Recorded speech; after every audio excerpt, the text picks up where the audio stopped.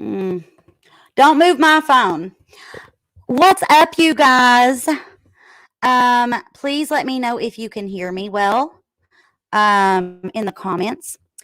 So, welcome to our very first episode of Bullshitting with Britt, Season 1, Episode 1. I would love to welcome our very first guest on this new show, Miss Amanda's Ananda. And if you're wondering about the name, Ananda actually stands for peace and light and love and just being a good person. And you know what? That absolutely details Amanda to the T because literally from the very first time I posted on Mysterious Case Files, she was there. She was there to cheer me on. She was there to tell me that I would grow. She was there to tell me that I'm good enough. She would talk to me and in great detail and tell me about her life and tell me about things I can relate to. I have those same emotions. I have anxiety, which I finally have figured out how to take care of that. I take walks, and I'm going to continue to do this. I just do random different things, and it really helps me with my mental health. I think that mental health is super important. It's something that we need to be more aware of. I know that there's all these mental health things popping up, but one more couldn't hurt, one more group that cares about it. And, we have to take care of our mental health the same as we do anything else because, that affects everything we do. Our sleep schedule can affect our mood, just so many different things. And simply by getting out and exercising a little bit, walking, it can absolutely help you to feel much better inside your brain. You may not think there's anything wrong. You may not think you have depression. You may not think you have anxiety. But if you have rapid thoughts, if you feel anxious, like your chest is tight, if you get to the point, honest to God, I've been there, where you literally you can't leave your bedroom. You just cannot get yourself up out of the bed to even wash your batukas, okay? That's never good, right? So we have to take care of our mental health. And that's what I did. And so here I'm back with a new show and eventually a new channel that I'm thinking about calling Bullshitting with Britt. And obviously, it'll have a star for the I. That way, it's not a vulgar word in the title of my channel.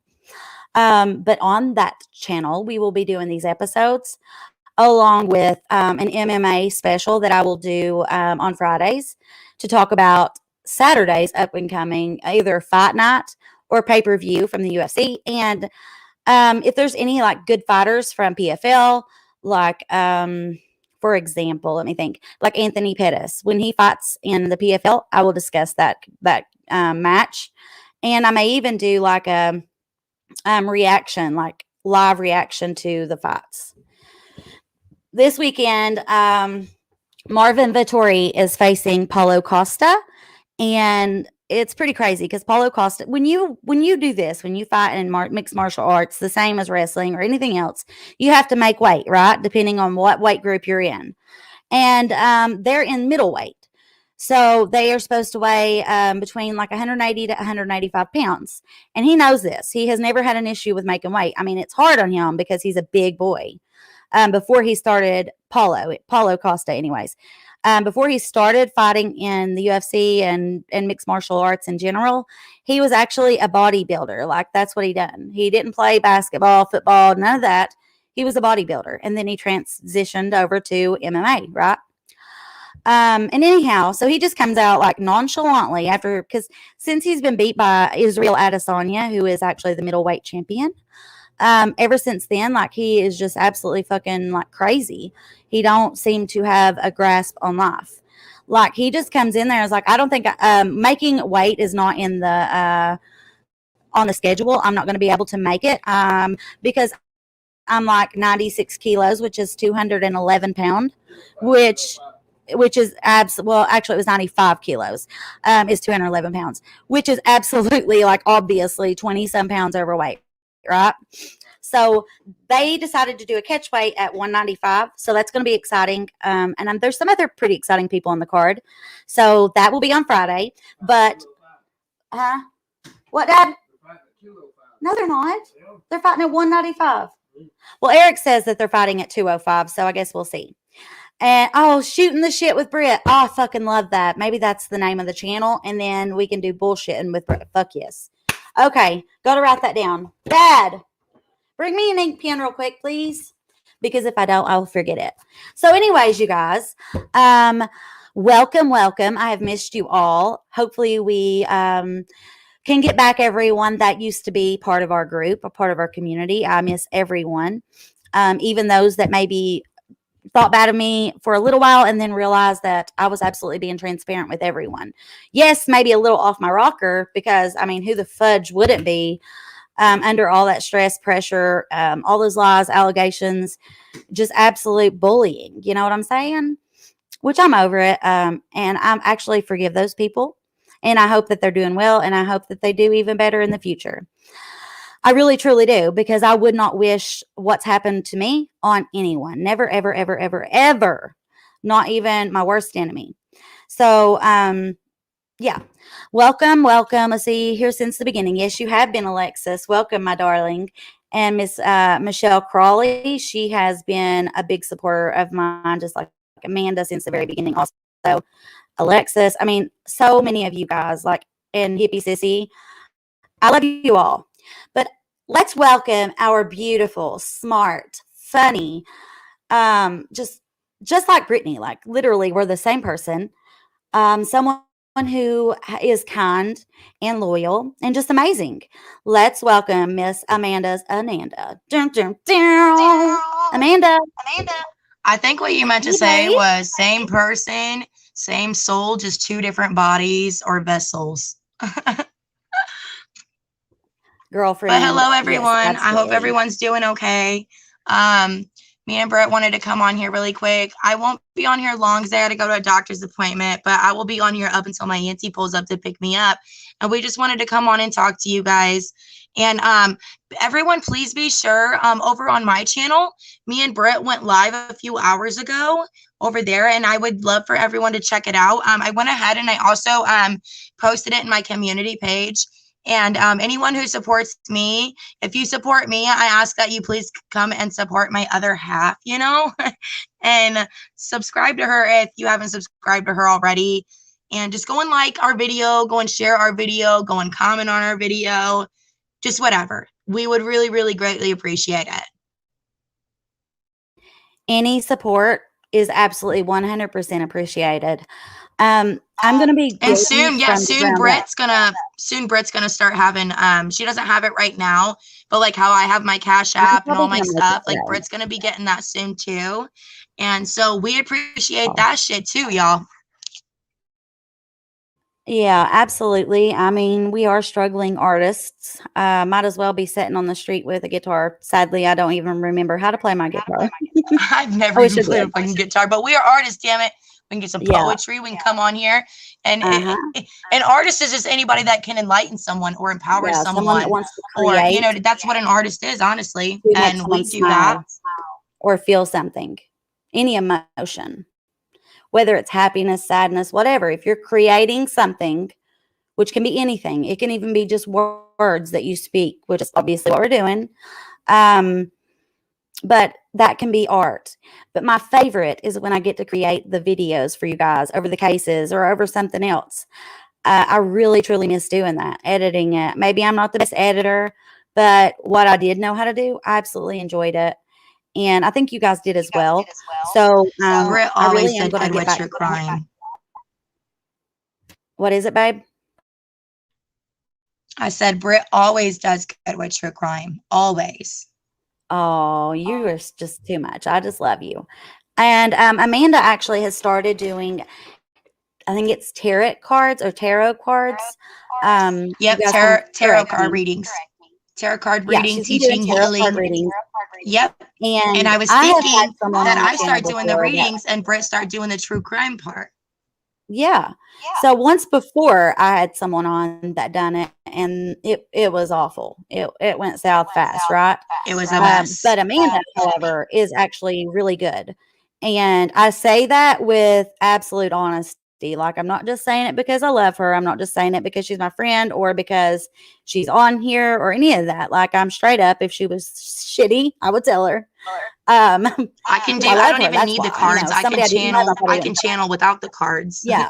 I can connect You're without like them. me, only I'm not a card reader, but you can read But people. but Britt is an empath for sure. But as to me, like, I can communicate with with those that are no longer here. You know what I mean? If you have a family member, a loved one, yeah, and you know, just things like that. And so, I mean, I'm not the best. I'm not always right. I'm not always accurate. It just depends. And sometimes it doesn't resonate with some people, and sometimes it does. It just depends on the energy and the frequency and the vibration and the auras and the it just depends. Right.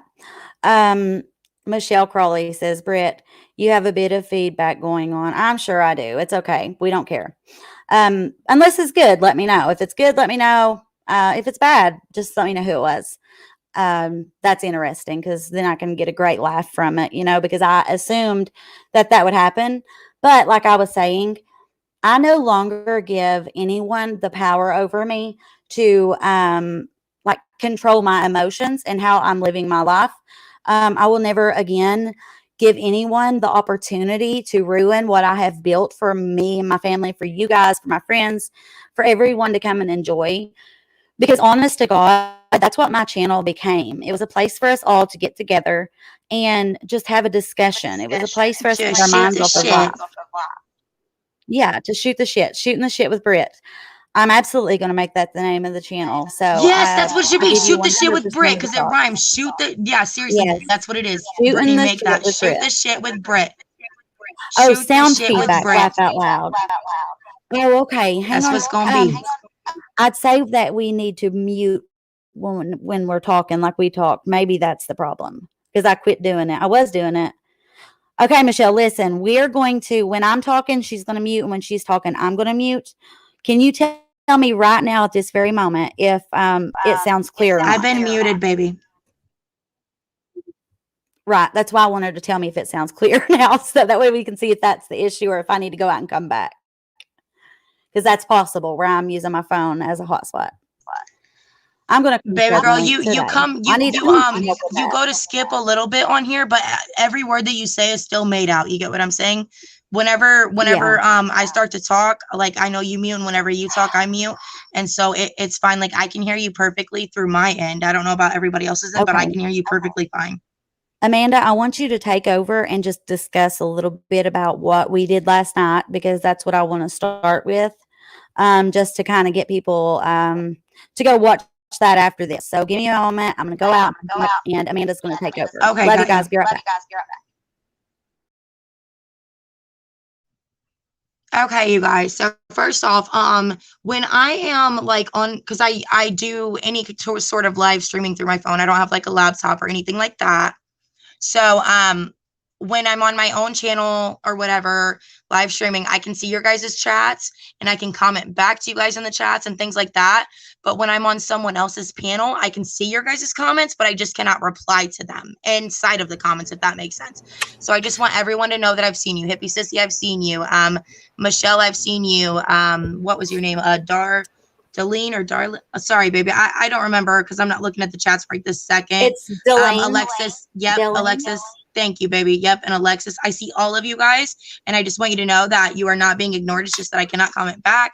But yeah, basically what we talked about a few hours ago in our chat was I wanted Brittany to be able to have a chance to kind of, just kind of, speak her piece, tell her truth. And I don't want to say that it went sideways, because I honestly think that it went really, really good. I really do, because I think that it was very, very healing for not only Brittany, but for me, because, it's something that it helped us both, because we've missed each other. I've wanted her back for so long. And all of us have. Shit.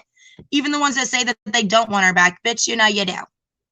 The ones that are hating on her, that say they don't want, you do. I always said that if you love me, that's great. If you love me, if you like me, if you hate me, you're going to want to watch my fucking shit because I'm just that great. Do you remember when I said that? Iconic. Exactly, and I totally stole it and I Love say me it or now. hate me, you're gonna want to watch me. Love Yep, me or I hate say it me, now. you're gonna fucking watch me, baby. I don't know if you all can hear me at all. Exactly. But for real, you guys, please go and check that out. There was someone who came up on the panel and you know what, Brittany was just starting to speak her truth and try to make amends with the person, and the person hopped down. We meant And no that's harm to okay. that That's person. We okay. meant no foul to that person. She just felt Whatsoever. like We have nothing against that person. she couldn't be involved in the truth of what I was saying, and I wasn't saying anything Right, bad. she couldn't be I involved in was it just because she honest, doesn't want to create more chaos for herself and I and don't more blame her. backlash for herself. And we understand that because we've all been through that. But, you know, Y'all it would be just would have proud been of me kind of when you hear nice who before she hopped it down if she was. would have said bye, or, hey, you guys, you know, I can't really be a part of this if you're going to talk about this, this, and this. You get what I'm saying? Instead of just hopping down without saying anything. Because we weren't trying to be disrespectful. We weren't trying to be anything like that. Not so much me, but you know, it was more Brittany. It was more between Brittany and her that were talking and trying to make amends. And you know, she just hopped down as soon as Brittany started getting into her truth. And Brittany wasn't talking about anyone. So any creator who goes to say, oh my God, she was talking shit about me, I heard her say my name and say that I did this and that. No, what she was doing was she was coming on and she was trying to vent it so that she can forgive and move on. Not apologize to anyone and to not accept anyone's apology, but And to just move on. let me say one She thing. did accept that person's apology, but it I was just also so that she could speak her truth. I wanted to let people know that I know I'm not perfect.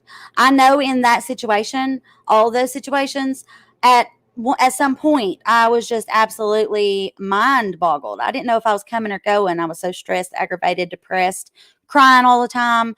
Just didn't know what to do, where to turn, because it was like complete harassment in my real life and everything.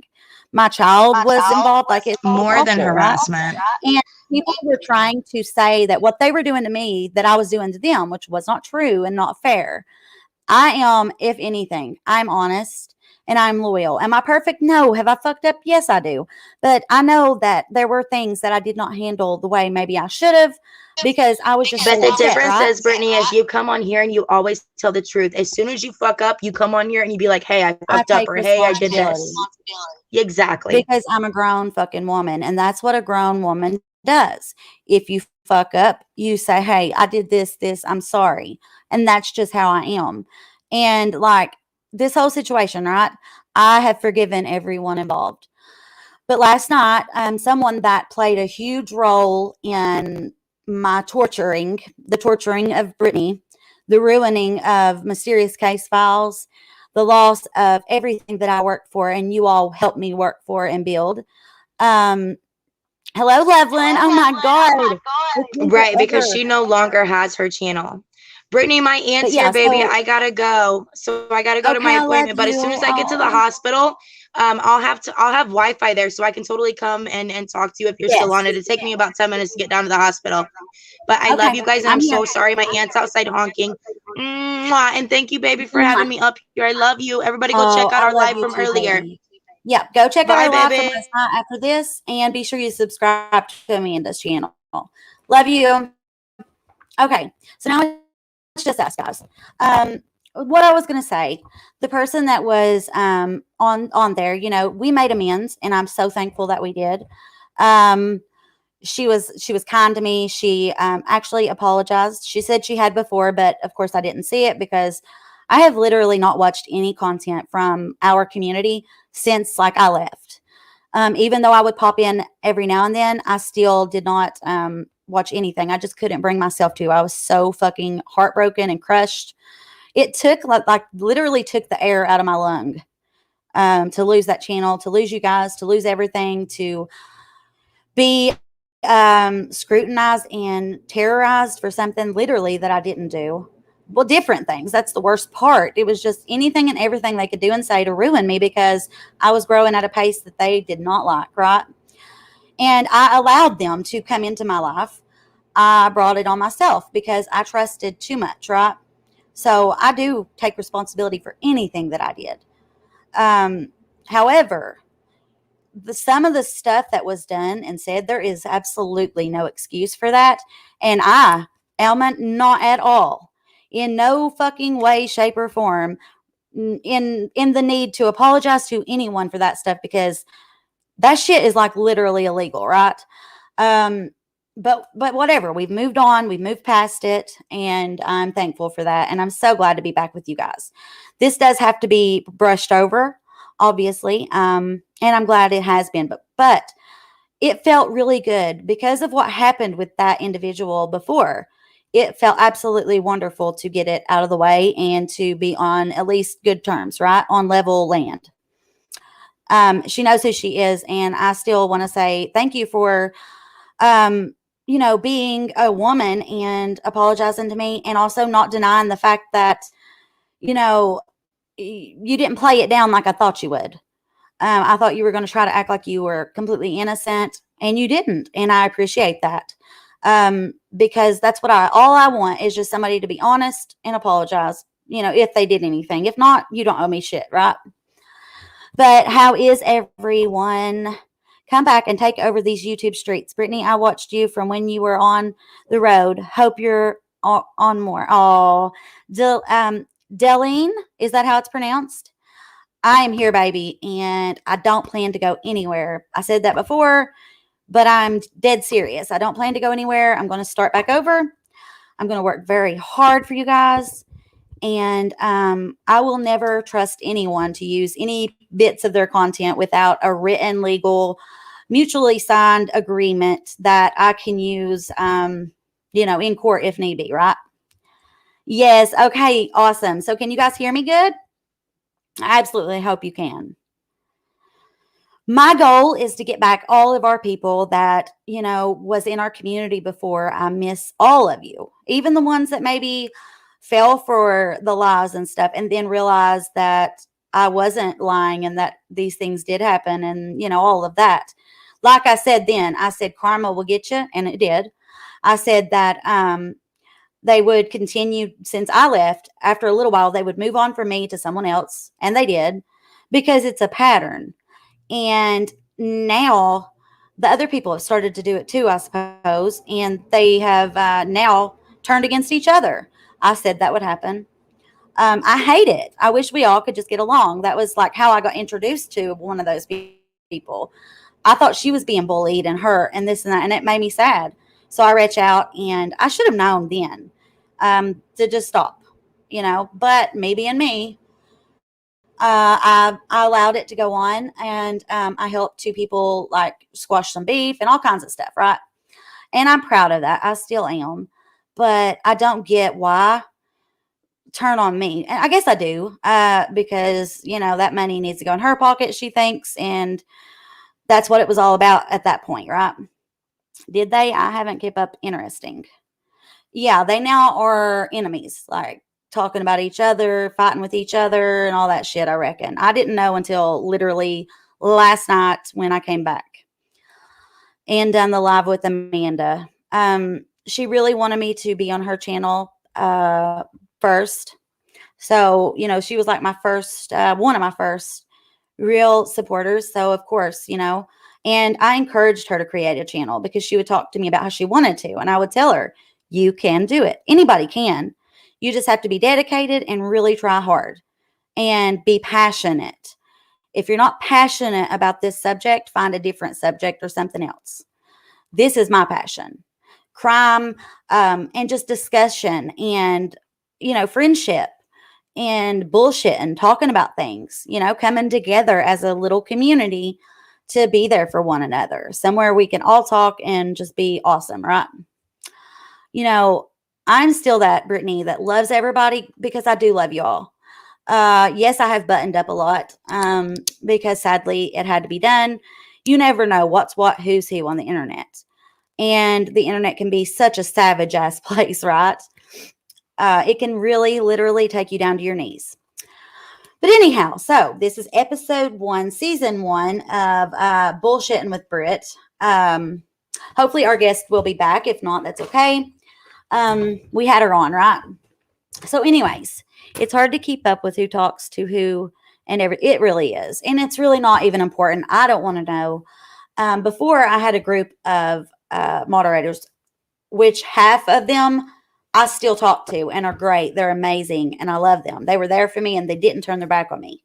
The other part were people that had been placed with me that had, or either came to me with bad intentions on their own accord, and wanted to screw me over to get in with a bigger creator or something like that, Yeah. So, anyways, in that case, I kept saying, guys, listen, do not send me what these people are saying about me. I don't fucking want to know. I don't fucking care. It's driving me crazy. It's upsetting me. Just stop. I don't care. Well, and Michelle can contest to this. They would do it nonstop. They would even call night and day, night and day, night and day. Oh, so-and-so said this, said that, blah, blah, blah, blah, blah. And it was fucking absolutely overwhelming. On top of that, there was just so much else going on in my life. And it became way too much. It became very dangerous when there's people that have been given your address and come to your home for not good intentions, right? When just a lot of that shit goes on and it's not cool. And I don't want to see that happen to anyone.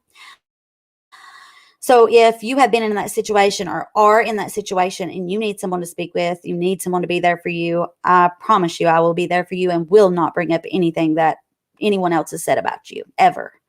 So this time around when I do create the new channel, I know exactly who I will make my mods and I will stick with that. It will be very fucking hard for anyone to become a new mod for me because I learned my lesson with that shit. That was one of the things that caused me to have a breakdown and fall into their trap and become responsive and defensive and all of that, Before that, I would have never even replied.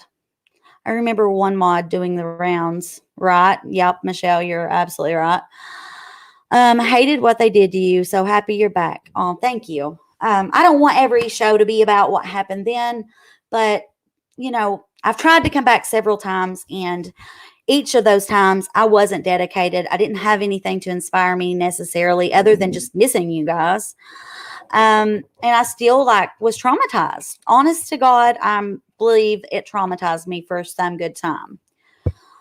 I hope you all of my girls and guys that smoke, I hope you have a ciggy laying next to you. Let's light them up. I got me a nice little cup of coffee, which needs a refill. Let's see, Loveland, it was disgusting. Hung, drawn, and yes, absolutely. It was terrible. But let's light them up, babies. Let's smoke us a cigarette and shoot the shit, okay? If you have any questions about anything, please ask them over in the comments, and I'll be happy to answer them. I want to do some interviews coming up. If you have any recommendations on who I should interview, let me know. Don't know what exactly happened, but everyone should be able to have their own. Yes. YouTube is huge. You can create 1,000 new channels if you wanted to. There's room for everyone. But that's what happened. They didn't have room for me because I was growing too fast, I suppose. And also, I had told the truth about something that really could have dampened a really big, a big YouTuber in our community. And I guess he didn't like it. And that's kind of what happened with some of the other people involved. Because I exposed that person for not being who she said she was. It then exposed him. And, he ain't willing to lose anything or for anyone to know that he fakes things to get views. He ain't willing to admit that he actually, in a case that a woman and 2 children and an unborn baby, that he literally gets people to pretend to be other people that know them and talk with them and whatnot. You know what I'm saying? That's not a good look, right? Brittany, just be true to you and be yourself. Stay humble and stay in your own land and only trust yourself. Good to see you back. Thank you so much, Dave. Oh my goodness, it's been forever. You're absolutely correct. I'm just going to keep to myself and work on myself and my channel. Dave, this evening I will be starting from the ground up now that I have the go ahead. And I'm going to create a new channel that I can then monetize after I get it to 1,000 subscribers. And we can get back on the journey we were on before. The journey that I worked so fucking hard for. I never ever thought that I could do YouTube, that I could actually create over and over again and be somebody that was entertaining to you guys or whatever. I never thought it. I always wanted that, and especially what I do talk about. That was my thing. Happy to see you this morning. Oh, thank you, C. Paige. Happy to see you too, babe. And yes, Michelle, he gave really good advice. I really thank you for that, Dave. I love all of you guys. Literally, like I do. And it means a lot to me that you still stood by me and know who I really am. I know that Michelle got to see a lot of it and she knows, I was tortured. Oh, Michelle has to smoke outside. No. Okay, babes, I understand. Go for it. So let's get on track. I want to be organized throughout this and talk about one subject after another in a good manner and a good timely manner too. So I don't take up too much of your time this morning. On this beautiful fall Friday, the 22nd, I want to say, maybe the 23rd. Jesus. Let's look. What is today? Friday, October the 22nd. I missed Sadie's and Aiden's birthday here on YouTube last year. You all sent her money and told her happy birthday and made her feel very special. I really had a hard time with it this year. We didn't have her party until that weekend, so her party wasn't until the 9th. And I just was absolutely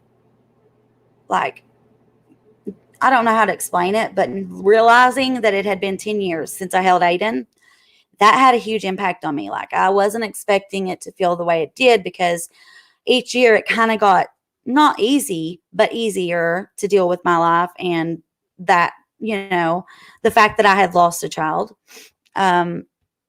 He was 9 days old and it happened out of nowhere, when he was in my belly, he ended up having the same heart murmur as me. I couldn't believe it when they put the little thingy on my belly and looked in there and was able to zoom in and look at my baby, my tiny, tiny baby, my literal 2 pounds and 10 ounce baby. When he was born, he was that much. So he was even smaller when they done this. Look through him and look at his heart. Zoom in and be able to look at the arteries and see that he had the very same rare hole in his valve that I had. So they decided that they were going to have to deliver early because of this, because it was causing him not to grow as much as Sadie. She wasn't taking anything from him. That was what was causing him to be smaller than her, was the heart murmur, and the leaking valve. Anyways, I couldn't believe it. I just could not believe that they could do something like that. And I remember laying in there in Lexington, Kentucky at St. Joseph's East for Women and looking at my tiny baby's heart. Everything in it, you could see it. You could see the blood pumping, It was absolutely amazing to see that. Even they showed me Sadie, and it just, I thought after he was born, they tell me he's healthier than a mule. He's perfect. So I believed that and I got comfortable with it. And Sadie had fluid on her lungs and quit breathing after she was born.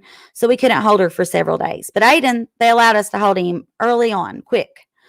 So I bonded with him quickly. And I believe it was God's plan. I truly do now. I'm not joking. God knew that I wasn't going to have Aiden for very long. So I felt sad. I felt like a bad mommy because I felt like I was more attached to him than Sadie, because him and I had done, skin to skin, and I had held him and felt that love from him. And I felt like I was favoriting him. And after he passed, I realized why that was, because I only had him for 9 days. I've now had Sadie for 10 years. And I pray to God to have her until the day I die, because losing her would absolutely be the end of me. The losses I've experienced, I don't handle it well, where I have OCD and stuff. I just don't handle loss well at all. Any kind of loss, but especially the loss of somebody that I really, truly love more than anything. And that was my baby and my daddy. They meant the world to me, So if you guys, anyone out there, October is Infant Loss Awareness Month. If you too have ever had a miscarriage or ever had a baby maybe stillborn or had a baby that passed away after it was born. I don't care if it was 10 years old. I want to let you know that I'm thinking of you and that I'm here for you and that my prayers are with you, and that if you ever need somebody, if you guys want to have like a little group chat where we talk about our feelings and how each year we processed and gained like different emotions through the loss of a child, we can do that. We can have that. I'm here for you guys, honestly. Let's see. Woman of Sparta says, I'm so happy to see you. Oh, thank you so very much. I am extremely happy to see you. Probably more happy to see you than you are me. Thank you for being here, beautiful. I'm just elated that you guys are here this morning.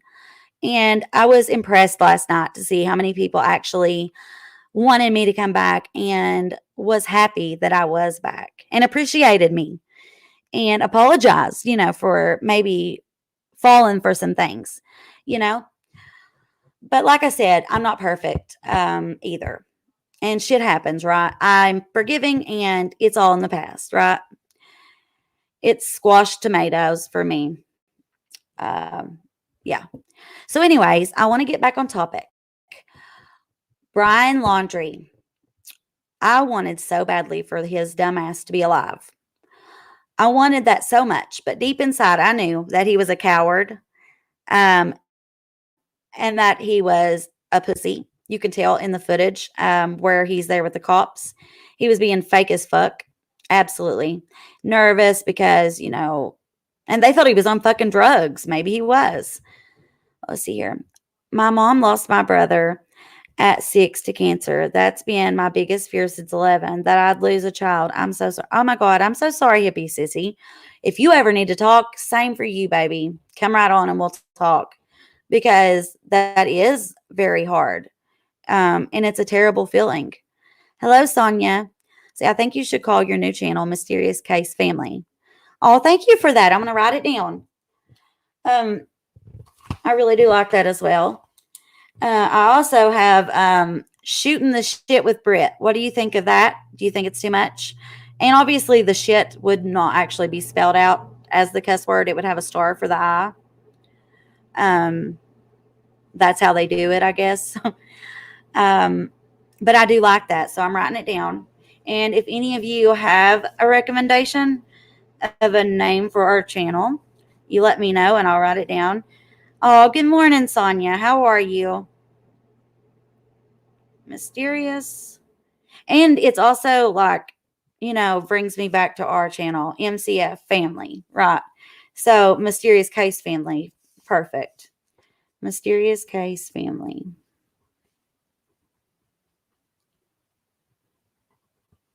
Or hell, I could just do MCF Family.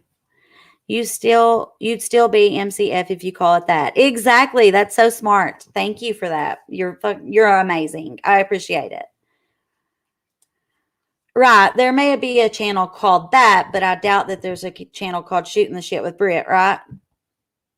I hope not anyways. And it'll be spelled SHOOTIN and then the, like THA, like slang, and then SH star T with Britt, if that's what we go with. Thank you, Dave. Dave, how have you been?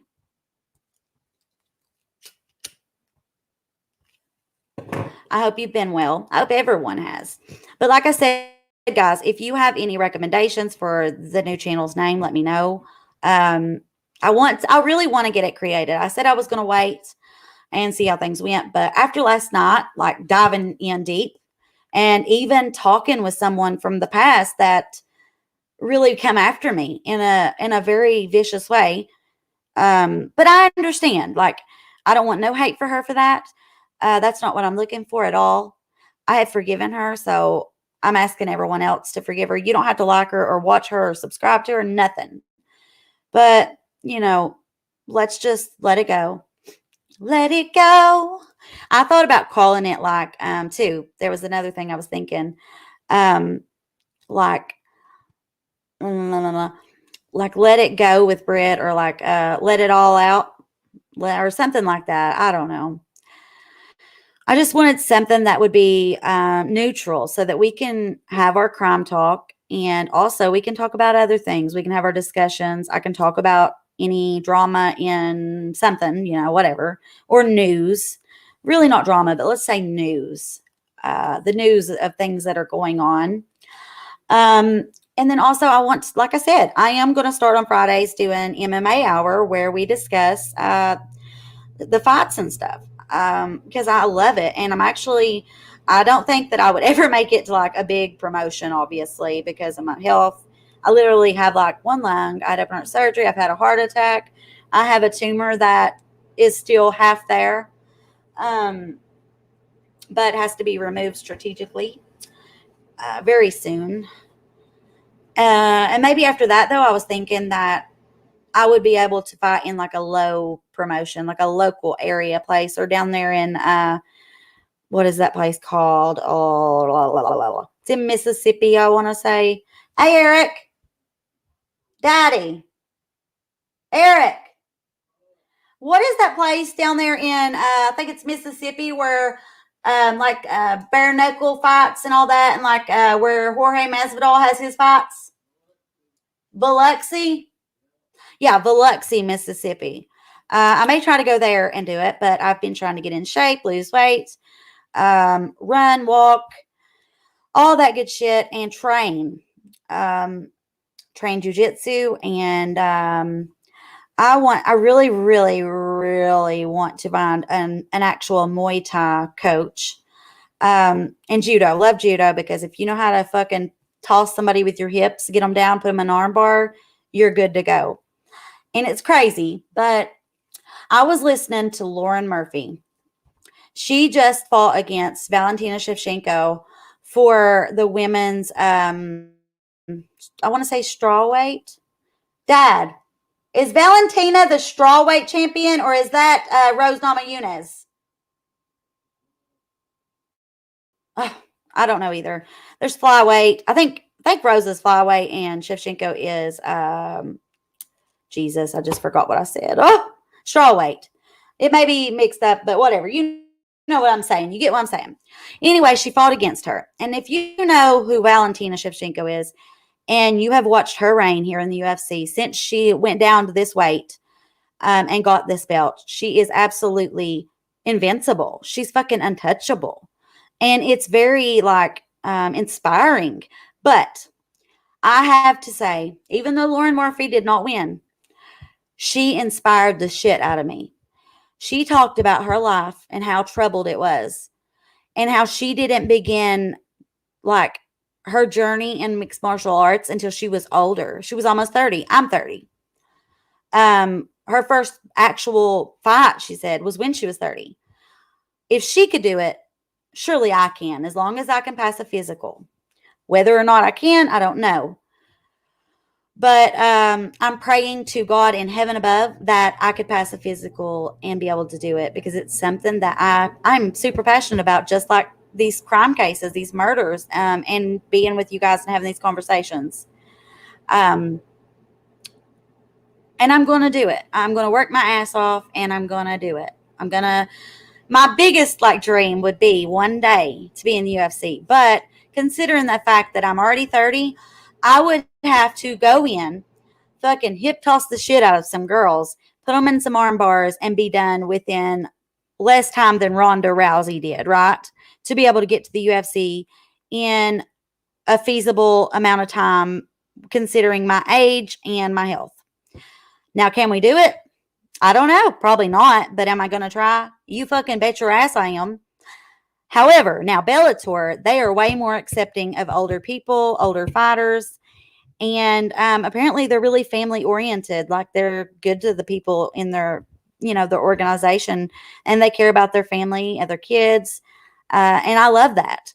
I know that, oh my goodness, what is his name? He used to be a former champion, and he now fights for Bellator. Oh, Dad, burn it. Hey, Dad. What's that one guy's name that Michael Chandler fought? He used to be a UFC champion. He fought him in Bellator, and he just fought the other day, and his wife fought. The one with the curly hair and he looks like he's like a Hawaiian. Yeah, you do. The curly-headed guy that's like Hawaiian. He used to be a UFC champion. Michael Chandler beat his ass whenever he went to Bellator. And it was all a big deal. What's his name?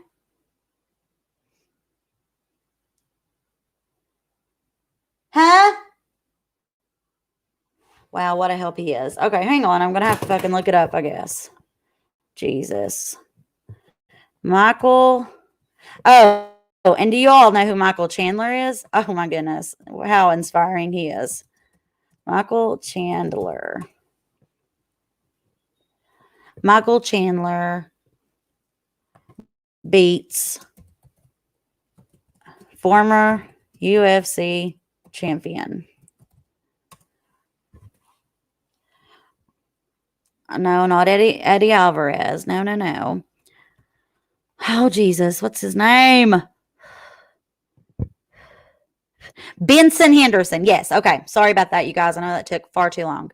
But Benson Henderson was a UFC champion that moved to Bellator after his reign in the UFC was over. That happens quite frequently. Bellator seems to like to bring in the fighters that are cut from the UFC or their contracts ran out and they decided not to go back with UFC because they didn't offer them the right amount and maybe Bellator did. And I have heard that Bellator offers more money to some of these fighters, right?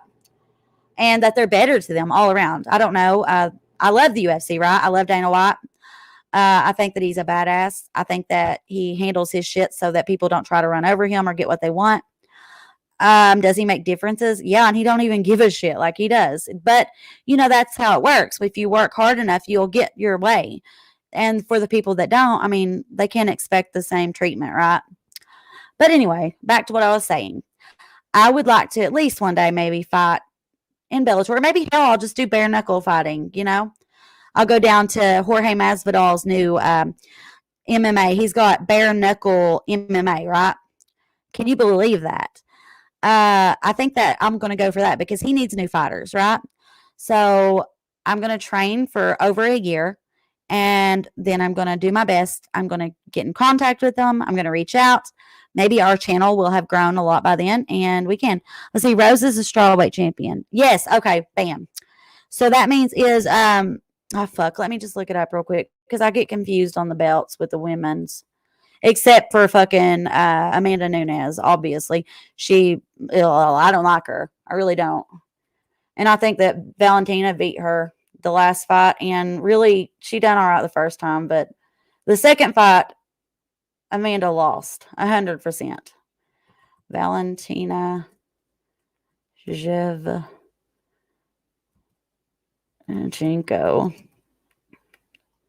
champion. At what weight?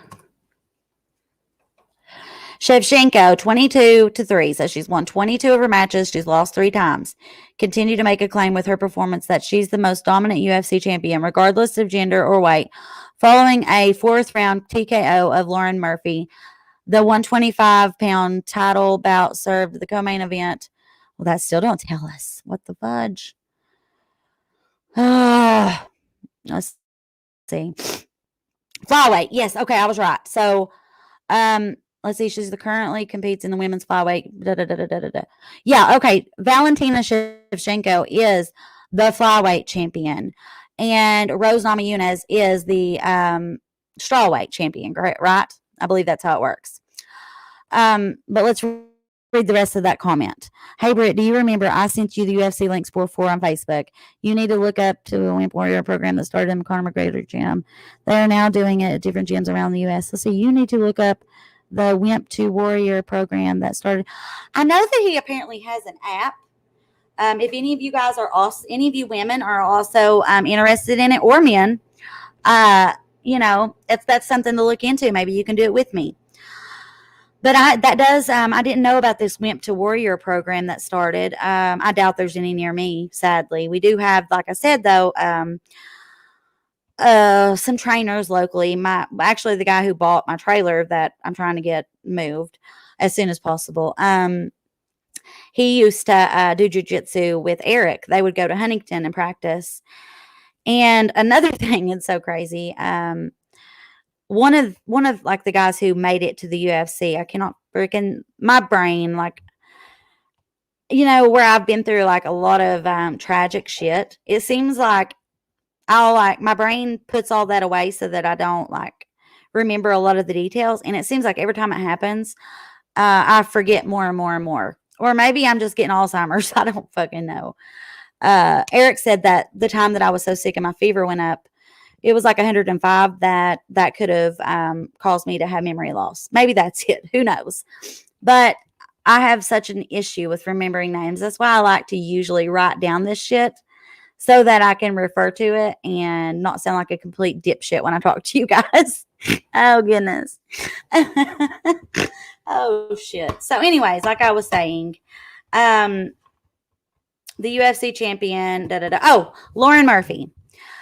So her life, she didn't have it easy. She had to fight hard to get where she was. She goes in there and Valentina literally dominated her from start to finish. The fight before that, Valentina fought, Jesus Christ, here I go again. She's like the hardest hitter, they say. I think her name is Jessica. I can't remember her last name because there's more than one Jessica. There's Jessica there's all kinds of Jessicas. I should definitely remember her last name because, I really do think she's a good fighter. But here comes the snorts. Oh, my goodness. I stayed up all night, you guys, and I've drank tons of coffee. Me and Amanda just talked our hearts out and, like, got it all out together. Like, she let me talk to her about everything because she explained everything to me since I've been gone and all that stuff. Anyway, to see what she done, even though she lost, it really inspired me to get out there and do it. Like, I don't know. I was laying in there in the bed, like, being me. And I thought, I can do that. I know I can do it, you know? Yep, Jessica Andrade. Oh, thank you. Love you, Sherjan. Da-da-dun. But yeah, Jessica Andrade, like, she is very dominant. She really is. And you should have fucking seen Valentina Shevchenko go after her from the first round to the last round. She, like, was extremely violent in that fight, like, more than usual. She wanted to show that she is that dominant. Now, another thing that's happened in the MMA world recently, Khabib, oh God. Khabib Nurmagomedov. Oh my God, I can always say his name. How am I having trouble now? Khabib Nurmagomedov. Oh my God. Hold on. Nurmagomedov. I think that's it. Oh my God, I don't know why I'm mispronouncing it. Here I get on here with you guys and I get all stage fright. Let's see. Khabib. Yeah, Khabib Nurmagomedov. Let's see. Khabib Nurm. Let's see. Khabib Nurm. Oh my God, you guys, it's awful. Okay, Khabib Nurmagomedov. That's it. Khabib Nurmagomedov. Khabib Nurmagomedov. Khabib Nurmagomedov. Okay, there we go. Boom. Y'all got to work with me. You know me. I'm actually blonde underneath this reddish hair. Anyhow, guys, let's get off of the UFC. I've done discussed that. We'll be doing that on Fridays. I haven't decided a time. I would like to do it after the weigh-ins or maybe during the weigh-ins, something like that. Just to discuss it. And then obviously when we come in to do one of these bullshitting with Brits, we will discuss like who won and stuff in a little segment, you know, organized. Now, we all know that sadly, well, not sadly, but sadly, because of the wishes of Gabby Petito's family members, they wanted Brian to be apprehended alive. They wanted him to never, ever, ever be allowed to be outside, hugging the trees in nature, or enjoying life like he did ever again. They wanted to put him in hell, basically, by putting him in behind the bars of a prison. They wanted him to suffer for the rest of his life. Now, I want to say one thing, though. That motherfucker took his own life. He took her life. He was a piece of shit. I promise you, he is not in a good place now. I promise you that this right here is the ultimate revenge and justice. That he is in hell. He has no water. He has nothing but hellfire. And he will pay for everything that he done. And I'm really glad of that. Uh, that brings me peace of mind in this situation. I so badly wanted him to be alive, though. I kept trying to think of things, maybe he's here, maybe he's there. Yep, he is dead, Michelle. Let's see what today is. Hold on, let me tell you the dates. So today is October the 22nd. On October the 20th, the Laundries, his parents, their lawyer called the local police and let them know that the Laundries wanted to go to the reserve, and that so the cops said they would meet them there in the morning, like 7ish, I think 7 or 8 o'clock in the morning. But they wanted to come because the reserve, the Carlton Reserve, was going to be open to the public. They wanted to come and search for their son because the water had gone down. Now, before that, we noticed that they had put up like police tape here and there. And Eric kept telling me, I believe they found something. He's probably dead, Brittany. Eric believed that they found him prior to this. And maybe they did. Who knows? And they just hadn't said nothing. Because they came there, they really couldn't hide it, right? But like I was saying, the water supposedly was up in this area, even though the grass is green there, and it kind of makes you wonder, how could he be that decomposed down to his bones? Because he was underwater, yet the grass is still green and looks like it has never had water over top of it. How can that be? They said they found him in the brush. Well, anyways, so not yesterday morning, but the morning of October the 20th, his parents, Chris and Roberta Laundrie, went into the Carlton Reserve. They walked north about a quarter of a mile and then had to turn to the left to get to the area that they said Brian loved to go into and, explore or whatever, spend his time there at the Carlton Reserve in that area. Now, as soon as I get, let's see if I could screen share now. I don't know if I can. If I can, I'm going to show you on a map to show you the exact location where his body was. But that's not the only thing, Michelle. I don't know if you've seen it. If I can screen share, I'll also show you guys that video. That morning when they went in, they had no cops with them at the time, but there were reporters like following far behind. I don't even know if they knew somebody was up that close to video them and record them doing what they were doing. But here the parents are on the trail going straight ahead, and all of a sudden, strategically, like Chris, the father, he just goes off the path. He turns to the right, goes straight ahead, full steam ahead, looks down and picks up a bag, comes back, right? Turns out that bag was a dry bag that contained a notebook and some other articles. And that notebook could be our key. That's something we will be talking about in the following days. I believe it's sus too, Loveland. He literally just knew exactly where the fuck he was going to. How is that? Why is that? Why did he know exactly where to go to? I want to see these remains. I want to see the remains. I heard there was a human skull found, right? And I want to say, oh my God, they've killed somebody and put him there, yada, yada, yada. Because honest to God, I believe with all my soul that Brian Laundrie killed Crystal and Kylan in Utah. I swear, I believe it with all my soul, because they were also killed at a national park. Kylan worked at the co-op or the Whole Foods place or whatever, where 911 was called. And I believe with all my heart that Brian wanted to try to make it look like there was like a serial killer or something. And he was pissed that girl had caused him so much trouble and gotten them pulled over, and then they had to be separate that night. He was mad about it. And who better to murder than her, right? And I guess he probably realized that he may have looked her up even. Who knows? But she was literally found dead around the same time at a national park in Utah, right? How awkward is that? And they had been in Utah. They'd been to those national parks.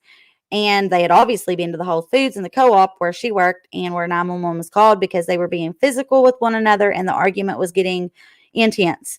That's what led to police officers, that body cam footage we've all watched.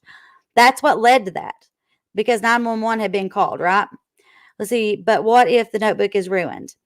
The thing about the notebook is it was in a dry bag, you guys, first of all. So we don't know that it was even wet. It's possible that it stayed dry. Now, let's say it did get wet. The thing about that is the FBI has absolutely out of this fucking world technology and equipment to expose what was written on those pages. When you press your pen down to write something, it leaves indents. So there's that. And they can almost like you take a pencil. You know how you can do that with a quarter? Something of that nature. But I'm sure they have equipment much, much, much more advanced than that. And we will be able to figure out what it says. Now, the notebook, does it have what we want in it? Did he write out his full confession? Write out everything about everything that happened on their trip? Because after their trip started, they did not get along anymore. And the sad thing is they took a trip like this before. But then they go and get them a van and a better, a more room, they don't have to get hotel rooms or stay in a tiny car. A Mustang, worst thing ever to drive around the world or drive around America in. So they've got this van now and everything, they have a lot more happy about it, yet it seems as if they were less happy. And it's sad to see that he was even food aggressive with her.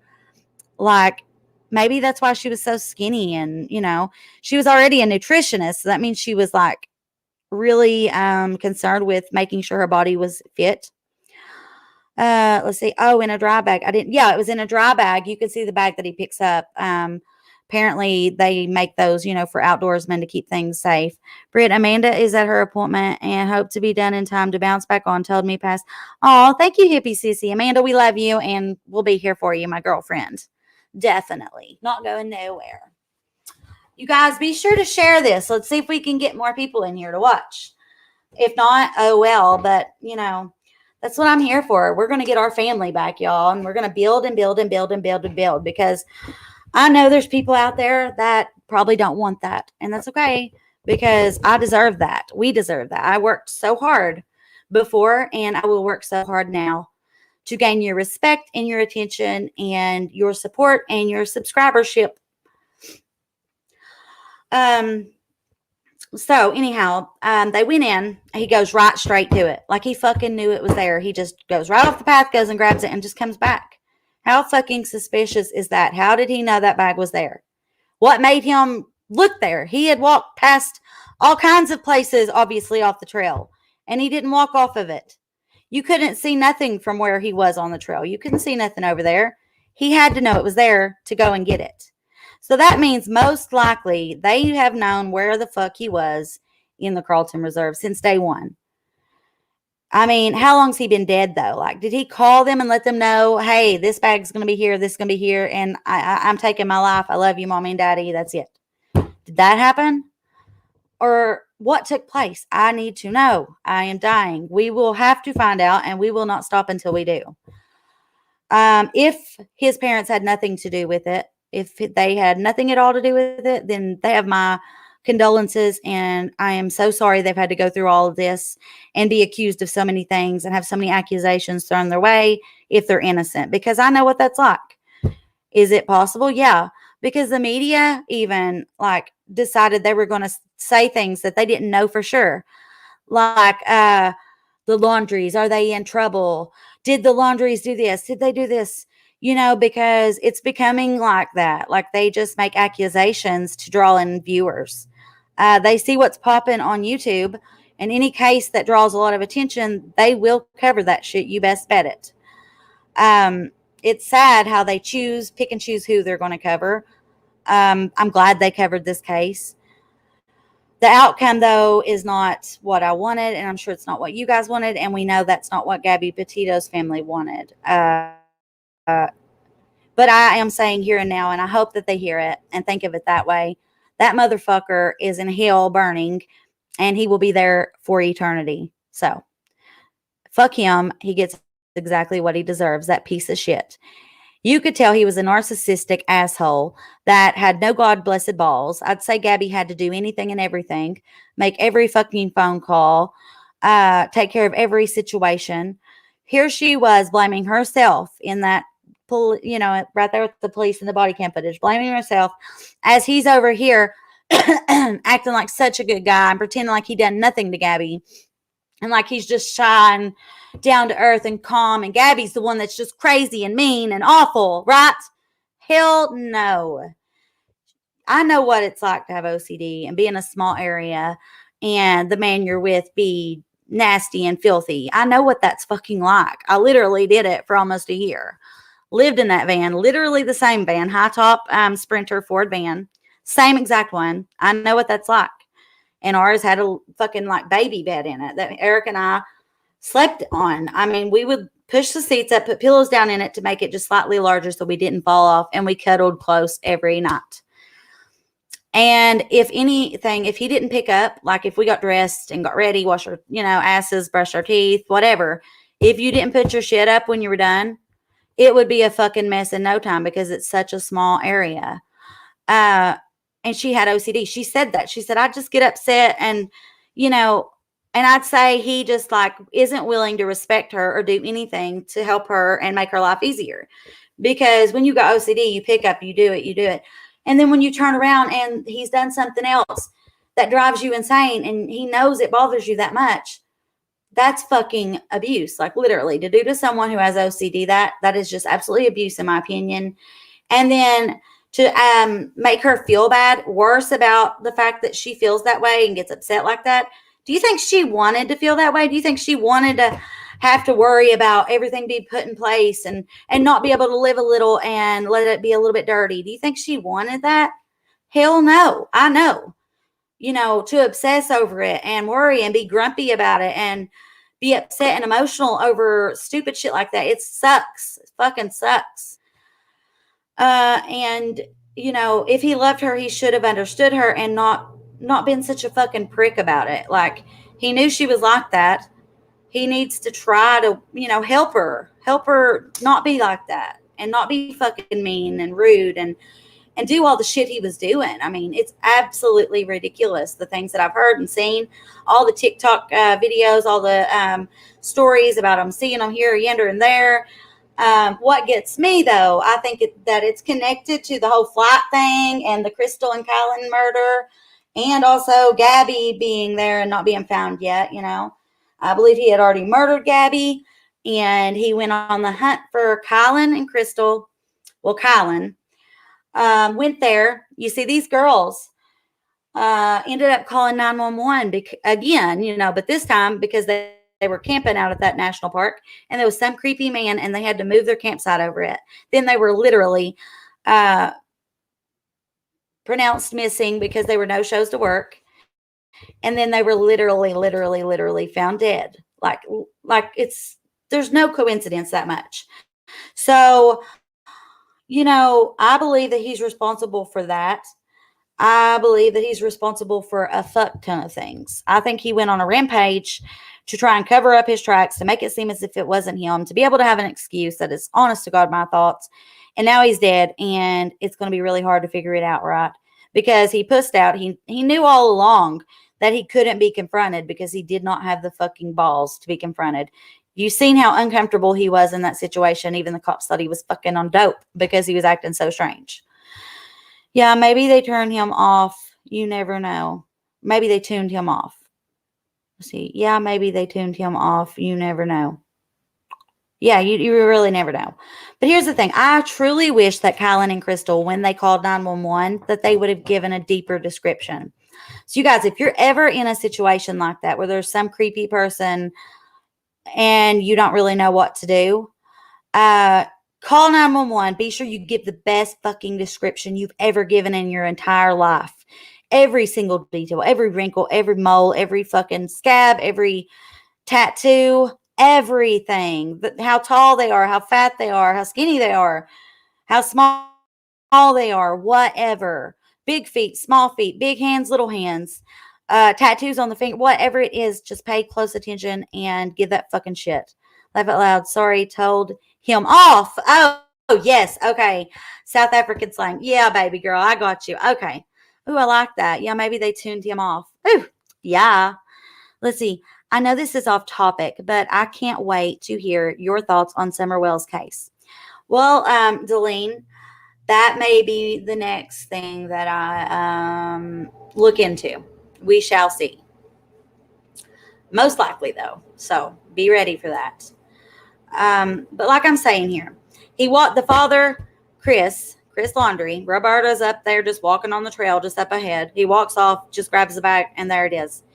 Then next thing you know, they get up with the police and are like, here, we didn't want to leave this because of the media. We were afraid they would open it and touch the evidence, and then it would be tampered with because they want to break the news, obviously. And then the police have to tell them they found this backpack. And along with that backpack, they also found remains. And apparently the parents had to see the remains. And the backpack was not on the remains. It was just next to them.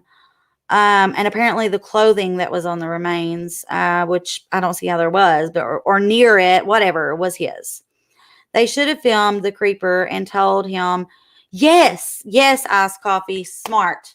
Yeah, get your fucking phone out and do that shit. We don't know. Maybe they even have that because investigators have been talking about how they thought that it may have been connected to Brian. Because they also probably felt like me and felt like he was trying to make it look like there was a killer. He went on a flight to go back home because they just kind of wasn't getting along very well. And she wanted him to take a break from it and go home so they could get along and whatever. And he needed to do something. He came back and Gabby was nowhere to be found. Or he came back and found Gabby's body and was afraid because he knew that he was going to be held responsible, even though he wasn't even there when it happened. Yet, we all know that he was the one that fucking done it, obviously, and it's fucking terrible. And he's rotting in hell right now for it. As long as this isn't like some kind of cover up and they're just claiming that his body is there so that it'll catch him off guard and make him think they're not looking for him and he'll come out. That's also possible, because they do shit like that sometimes, you guys. They play games. Whatever it takes, they do it. You know what I'm saying? So I guess we'll see. I doubt that's the case, but you never know, I would just love to see him have to face the music and tell what happened, be in court, and just be served whatever he deserves. But yeah, so now, other than that, I want to talk about, our future with this case.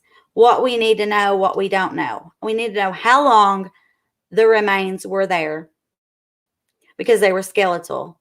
How there was so much water up, yet the grass is perfectly green in that area. How did they not find him before this?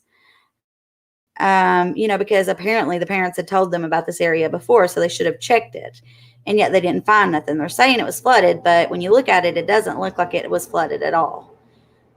Because like I said, the grass is perfectly green. It's perfectly intact. There's nothing wrong with it. It ain't laying over like there's been water on it. Nothing, You would never imagine it.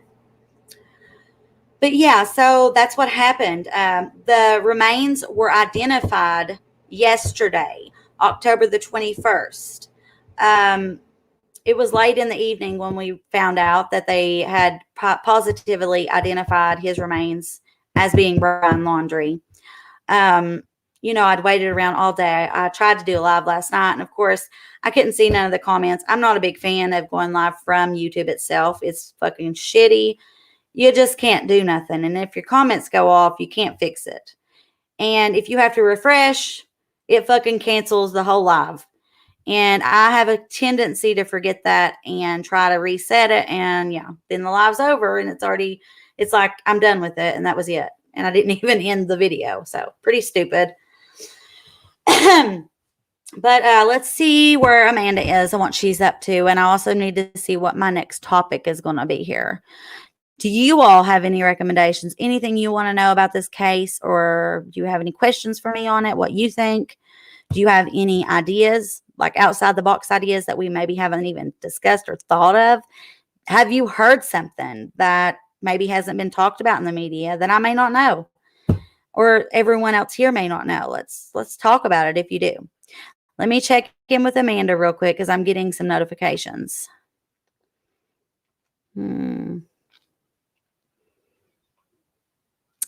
That looks like same car going in and out of Hall Branch.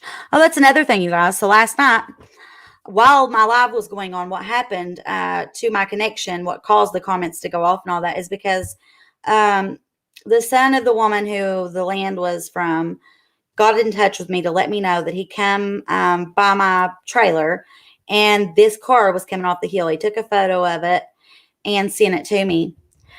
And I don't know who it was. And I mean, I'm sure they didn't just go up there to see me. I know they didn't. But I do have a picture of the car. I have a picture of the license plate. And now I've been told that they probably live close by. And I will find out for sure. And I'm going to literally call the police and have them prosecuted if they stolen anything. Eric went up there, but now I have to go and check because, you know, I know where everything is. And if anything is fucking moved, I know it, right? Okay. Thank you for sending me that link, Modesta. Okay, let me see what I can do here about screen sharing with y'all. I want to show you the picture of that car. I've actually posted it on my Facebook. I want to show you the fucking car that was like just came out of my driveway. And he was like, bitch, I'm going to take a picture of you. You don't do that shit. And I'm very thankful that he did that. Okay, let's see if it works. If it causes any issues, please let me know. Hey, Britt, so glad you're back. Oh, thank you, Donnie. Oh, my goodness. I'm so glad to be back. Yes, Loveland. I know, right? How do you think he killed himself, Britt? Loveland. You know, that's such a fucking good question. I really wonder if he shot himself in the head because someone did mention that there was a gun found. Now, I do not know that to be 100% true. So, allegedly there was a gun found. And if that is the case, then most likely that is what happened. But can I confirm it to be absolutely 100% true? Not yet, but I guarantee we'll find that out today. Oh, Donnie. Well, we're just so glad you're here. I'm glad you're all here. But I have heard there was a gun and most likely he shot himself in the head. Somebody said that he probably found the biggest gator and shot himself in the head so that it would eat his body, which is fucking fucked up. But he was an outdoorsman and like really, really outdoorsy, like fucking obsessive about it. So maybe he did that shit so that he would give back to the earth and the animals. Who knows? But that's what I think. If he didn't shoot himself, I don't know. Maybe he overdosed himself. Who knows? Something like that. Probably because he's a fucking puss. I don't see himself like cutting himself or cutting his throat or stabbing himself. Missed you so much. Oh my God, Donnie. You know not. You made my day, darling. You have fucking made my day. I'm glad that I'm somebody's favorite creator. That means the world to me. Let's see. I have to go now, kids. See you all next time. Stay safe. Oh, I love you, Michelle. See you later, darling. So good to see you. I don't really chat much on channels anymore, only when I feel comfy. Oh, Loveland. Well, I'm just so glad you guys are back and things are just going good. This is how it should be on everybody's channels. Because like I've always said, there's room for everyone. There's no need for jealousy. If somebody wants to send me money on PayPal or whatever, it don't matter. That's our business, right? Okay. So let me see if I can screen share really quickly, because I want to show you guys a few things. Let's see. Sharing your screen is the easiest with two monitors. Screen sharing works best with a good computer. Yada, yada, yada, yada, blah, blah, blah.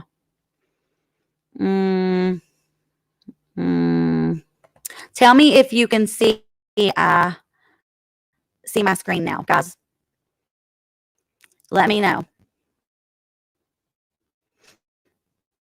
All right. If you can see my screen, please give me some ones. Oh, there we go. Okay, Facebook. So, y'all, this is the car that my dear friend saw coming out of my driveway. Sadly for these people, they are not very fucking smart. And they got caught. You know what I'm saying? Dun, dun, dun. And it is a Toyota. I think Corolla, maybe they said. It's like a brownish, beigey, silver color.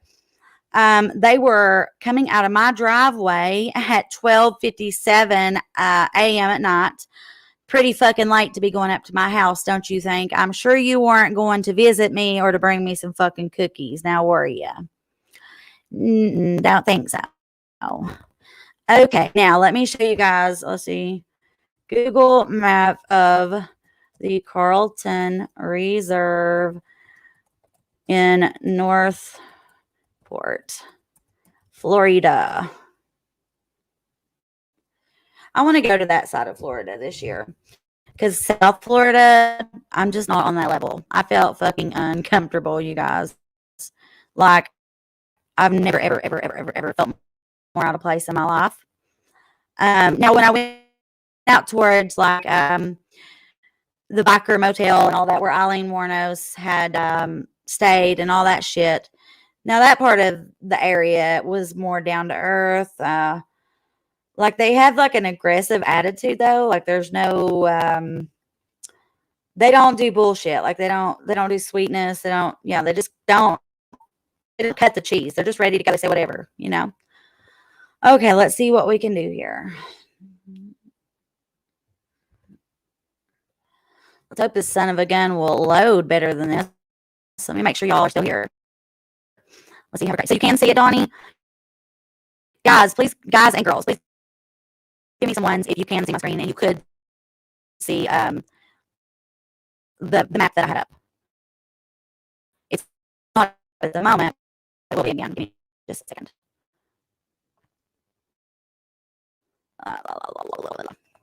It is loading. I was wanting a better version of the map actually, but whatever.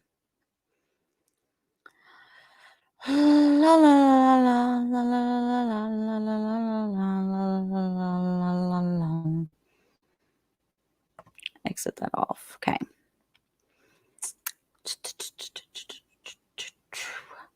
What the HDH? What is going on?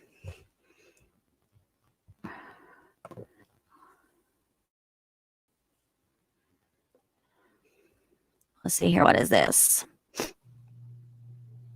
Oh my God. Why am I having so much trouble with this shiz? Let's see. Okay, that's not going to freaking work, is it? Oh, God.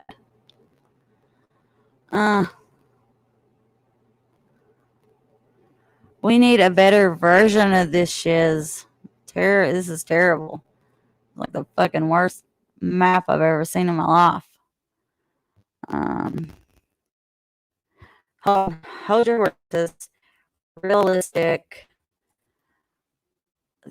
map of Carlton Reserve in Northport, Florida.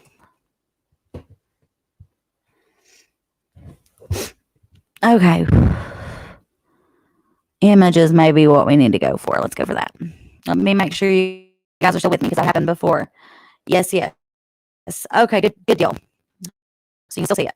All right, I'm going to show you just how close his body was to that entrance where we see all the stuff going on. The press conference that was done that literally was just the officer like thanking people and not giving out any information whatsoever. Here we go. Let's look at this. This looks like it may possibly show us what we need to see. Come on, darling.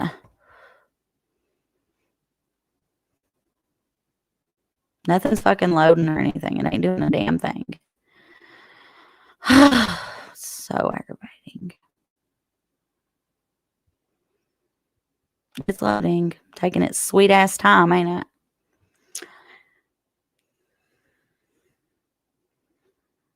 Talk to me, Brittany. Gonna sit down and have a good time. Say hello to our guests. Yeah, our friends are the best.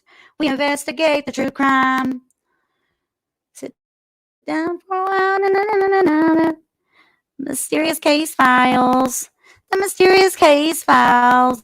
This is way too blurry. That's not going to do shit for us. Damn it. Let's try this. Oh my God, come back. That there, I believe we can work with. Okay. Load. Come on. Today, Junior.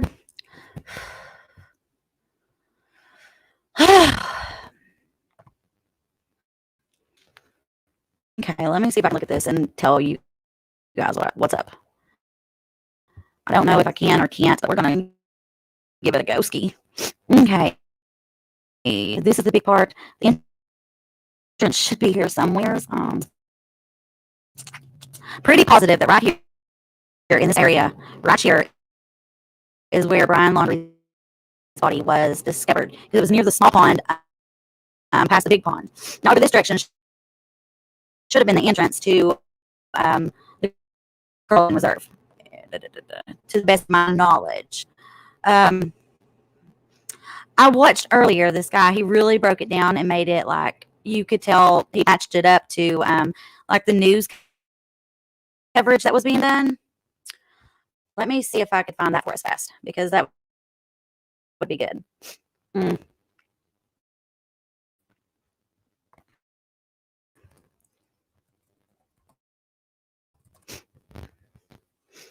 I was deleting the freaking lives that I've tried to do that didn't work out because I was using YouTube instead of StreamYard.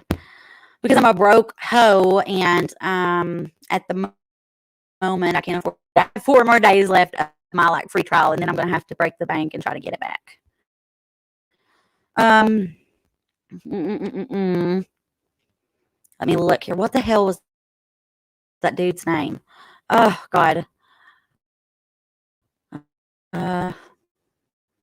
Carlton Reserve comparing map to news coverage. North Port, Florida.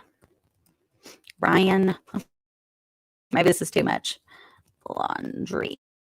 Let me make sure you guys still with me. Guys, you're breaking up. Am I still breaking up? Is it, can you still see my screen? Is everything good to go? Or no? LOL, I left. I'm going to see my people listening while I ran my son to work. And y'all, his lifelong nickname is TT. Oh, TT. Are you still on last night? No, cheap girl. This is my live on my channel. Last night we went live for a couple hours on her channel, and it went really well. And like I said, I got to speak with a person that really didn't even know me and began to talk about me and caused me a lot of problems, and she apologized. And, I understand. Like I told her, she said she agreed with me. She did admit, her wrongs, and I appreciate that. I didn't go into detail about it and make her look bad because that's not my intentions. Like, she really crucified me, but, it happens. Come on.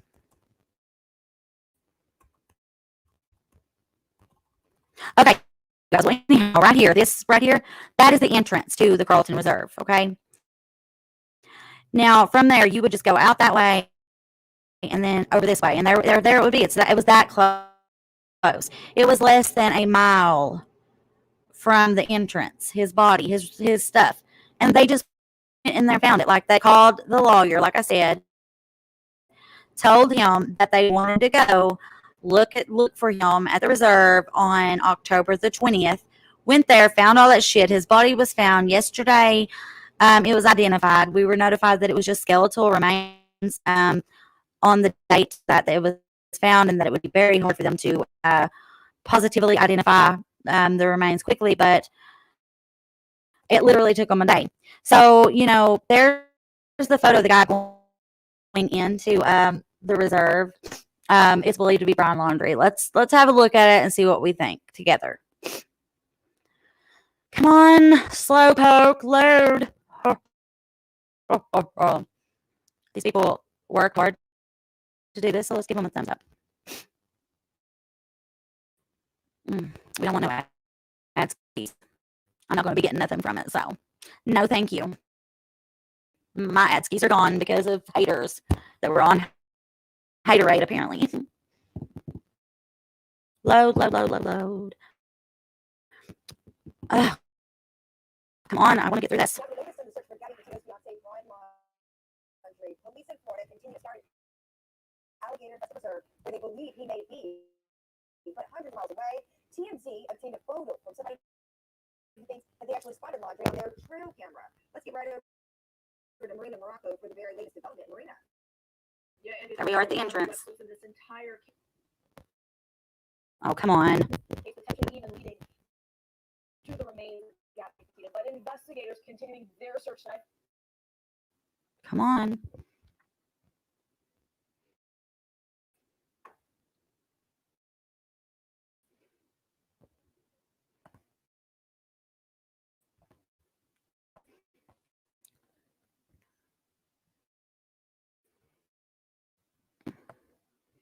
But investigators continuing their search tonight for Brian laundry inside a 25,000-acre reserve near the couple's home in Northport, Florida. He's wanted for questioning and Gabby Petito's disappearance. He has not been seen since September 14th. Now, the reserve has got hiking trails. And they changed that date numerous times. There's also thick foliage that covers a lot of it, making that search a challenge. Laundry's family says he told them. Notice they never complained about the water until they did. TMZ has since obtained There's the picture. From a man who says a person that fits one. Okay, I'm gonna screenshot this, y'all.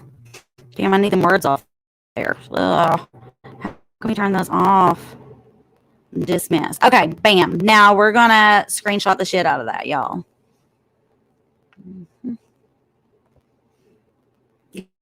Because we need this photo.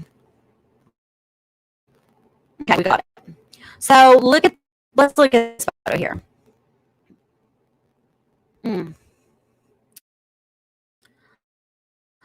To me, it looks like, I don't know if it looks like him or not to me. He just looks slouchy there, but kind of the way he's standing, I could see it.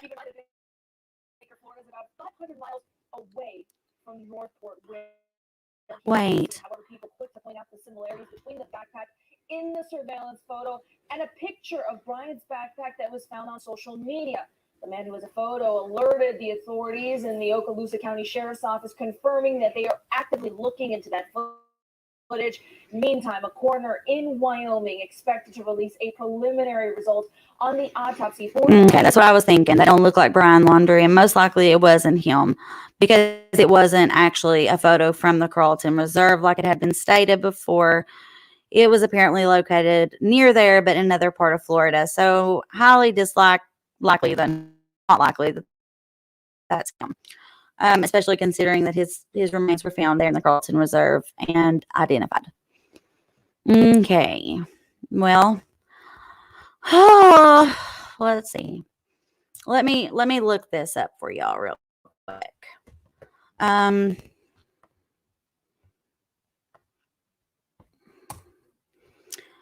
Location where Brian Laundrie's remains were found. Carlton Reserve. Hope y'all are still with me. Robotic. Oh my Jesus Christ. Is it still robotic, Donnie? Because I always have issues when I screen share. So I assume this would happen. It's not, but you know.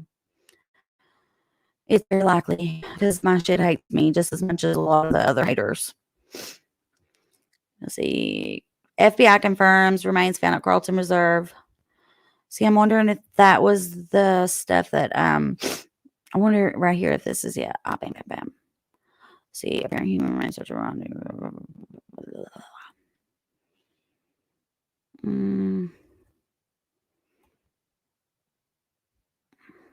Bam, here we are. So this is the area where he was found, where it's taped off there, and there's a tent locally. There's a small pond out from it. And they're trying to say the reason they didn't find it before was because this area was so flooded underwater. But they're also saying that when they first searched, the water was like a 3-foot difference or something from what it was when they found it. And the dogs can you know, what is that fucking word? Whatever. They can show the person that there's remains under like deep water. That agency confirming that the human remains found in Northport, New yesterday are in fact those of Brian Laundrie. That announcement coming in from the FBI's Denver Bureau just minutes. There's that car that they drove. That was Brian's car. He had left it abandoned, and the parents picked it up. By our affiliate on the ground there, the officers were only inside for a couple of minutes. This identification. There it is. Okay. Discovered those remains just over there they are going in, but that's not exactly the area, I don't believe. There's the cars parked. Here we are. Belonging to Brian Laundrie. This was an area they say was previously underwater. Laundrie is still the. Apparently, his remains were found in the brush there. Okay. Here's where the cars are parked, right here, right? Okay. Brian's remains were found just over here in this area, and there's a small pond there, and there's a big pond back here. Several national parks. Now, more than a month after she was first reported missing, I'm hoping it goes on over so that you can see the little pond that is next to there. And also the grass. In Northport tonight, monitoring those new developments, and we will. Like right in this area, you can tell there was water, but the area where his remains were found, I'm not falling for it. I really am not. Like here's pictures. Look at this. There's no way that would have covered his body entirely. You can't tell me that. You just can't. But anyhow, my condolences go out to her family. I'm going to continue to cover this until we get all the answers we need. I want to know how long that those remains were there. I want to know all the information that we need. I want to know what was in that notebook. I want to know if there's a confession in there.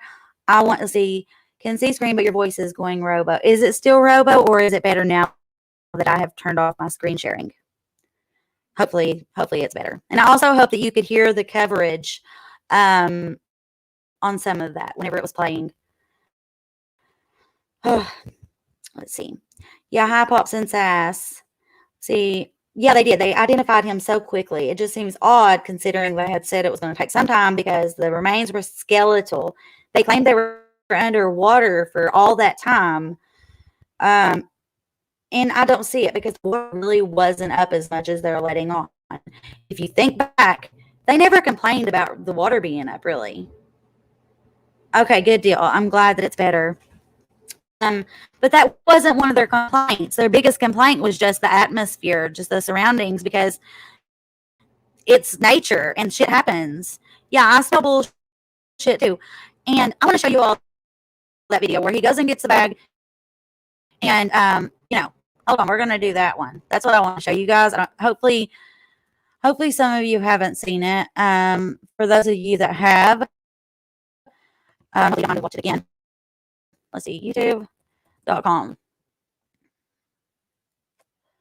And also, anyone or any news station that I use in this, thank you so much for your work, your content. I will give you credit in my details below the bio. So let me look this up. Brian, let's see, no, Chris Laundrie finds bag video.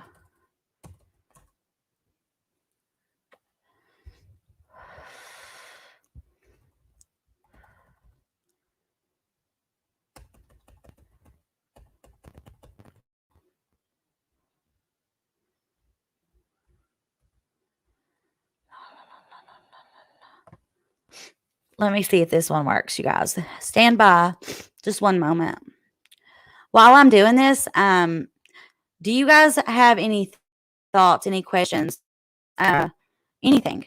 Like, the dog, the bounty hunter bullshit, you guys. I mean, I wonder what dog has to say now, I cannot believe that he flip-flopped and then kind of talked down about Gabby and acted like she was so terrible and that he almost made it sound as if she deserved what happened. Dog bounty hunter tried to get in on this to get attention. John Walsh, and even during whenever the hang on, hang on. Let me see if this is anything good. Brian Laundrie's parents were caught on camera yesterday briefly searching a patch of bushes at a Florida nature reserve before suddenly emerging with a mysterious white bag filled with their fugitive son's items. Chris and Roberta Laundrie joined police in a search of Myakkahatchee Creek Environmental Park, which is adjacent to Carton Reserve, on Wednesday Carlton, not Carton. on September 13th. The couple Jesus. left their Northport home at 7:15 a.m. local time to the park, where two men in hiking gear began trailing them, according to a Fox News report. Chris and Roberta were seen moving in and out of areas of the brush before separating for roughly 12 minutes. When Chris led the two men into the brush on the left side of the trail, he returned without the Yep, it's a dry bag, you guys. So I'd say the notebook is probably intact and not wet. Guarantee you. But this is not a good video. That's not the video I wanted to show. It does cover the situation, but it's not the video. Let me see if this one's it. Please cross your fingers, you guys. Come on. No whammies, no whammies, no whammies. Do the video. Come on.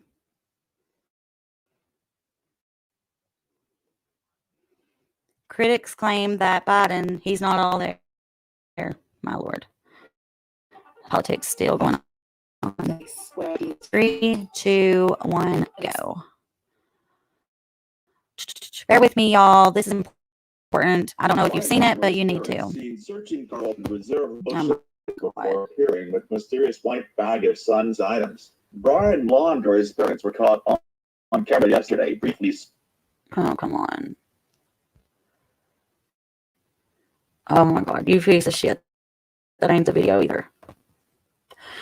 Oh my goodness, you guys. If you can find the link to the video I'm searching for, like if you know what I'm talking about, could you please send it to me? That would make my life so much better.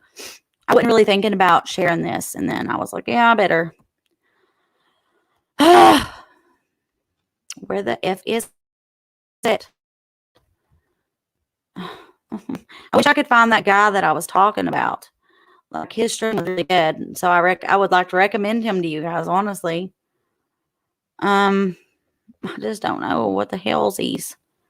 See, World Brown Environmental Park, Attorney Brian Laundrie, where pharmacy. Brian Laundrie's parents at site where remains were found. Let's see if this is it. Jesus, you guys are going to kill me. This is taking way too effing long. Let's see. Poor Brian. I feel so sorry for what? No. He was murdered just like Gabby. It's possible. It is possible that he was also murdered. I mean, that's a possibility. Do I believe that? No. I think that he was ate up with guilt and embarrassment, and he took his own life because it was better for him to do it himself and to let other people do it. Take everything he loved away.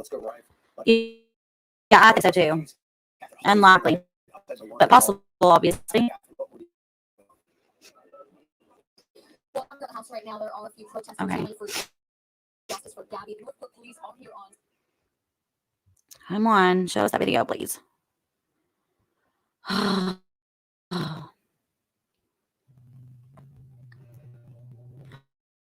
That's not what I want.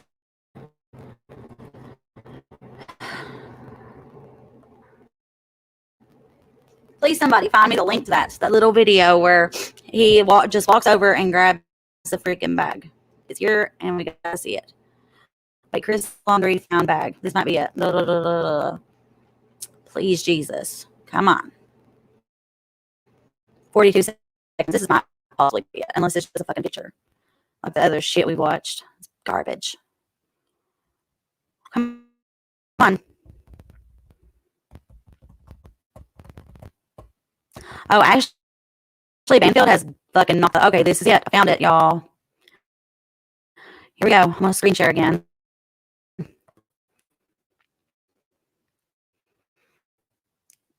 Yeah, I don't believe he was murdered either. But like I said, it's always a possibility. I'll have to fix it, you guys. Just let me know if you can hear this video, okay? Or at least see it. That's the most important part. I want you to be able to see the video.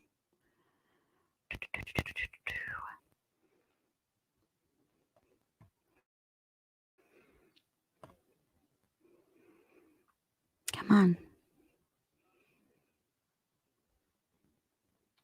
So this is Chris Laundrie, and this is Roberta at the Carlton Reserve, close by where the remains were found, not very far from it.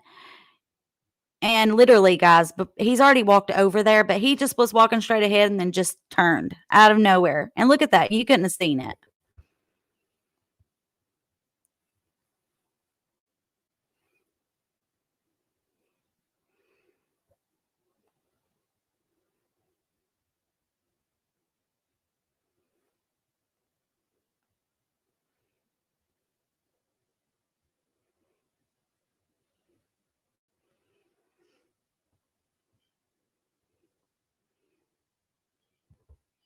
Well, this cut out the part of him actually picking it up, but whatever. You see that? That's a dry bag, and it is sealed. So I truly, honest to God, believe with all of my heart and soul that we will be able to know whenever the FBI decides. We will be able to know what he wrote in that notebook. Okay, so did you guys get to see that? All blurry. Jesus. Okay, what I'm going to do, you all, I'm going to go out and come back. So give me like 4 seconds. Where is my girlfriend? Where's our tonight's guest? Miss Ananda. I'm not sure, but whatever. I love her, and she will be back hopefully before we get off of the live this morning. Jesus, what am I doing? Well, I don't even know where I'm going with this. Gotten myself all off track. Okay. Let me see if I need to do anything here with mod. I didn't make sure that one person is mod for sure, because she was absolutely loyal to me before. Okay. All right, I want this. The attention and the heat has been on one camera, specifically Brian's parents, Chris and Roberta, really from this. Okay. You know, I've been thinking, so since they knew exactly where to go to when they got there, you know, and it's so random. They had their lawyer call the police, let them know they wanted to go there for a reason and search in the area they said they told them about. The lawyer, though, in another interview says, Bertolino, by the way, is their lawyer. And there's this like thing going around that says, if you're in trouble, call Bertolino because he can get you out of anything, you know? But he said in one part that he thinks they possibly had told them about this area, but he wasn't for sure. Then he says they did for sure tell them. Who really knows, you know? But anyways, after the lawyer had the lawyer contact them, he texted them, he said. And the police notified him that they would meet them there at 7 or 8 in the morning, right? And apparently it was slightly before then. They got there earlier than the time they were supposed to meet the cops. Because I believe it was supposed to have been scheduled for 8 a.m. And it was said that approximately at like 7:50, that's when they were in those weeds looking for that shit when Chris found that bag. And inside the bag, we know that the notebook was there. Like I said, I cannot absolutely confirm yet that there was a gun. I do believe that he shot himself and, you know, yeah. So let's see. Welcome back. Trying to figure out what our next discussion point was going to be. We talked about MMA. We talked about the fights. We've talked about the bag being found. We've talked about the remains and possibilities. The abuse. Let's see. A good interview with discussion.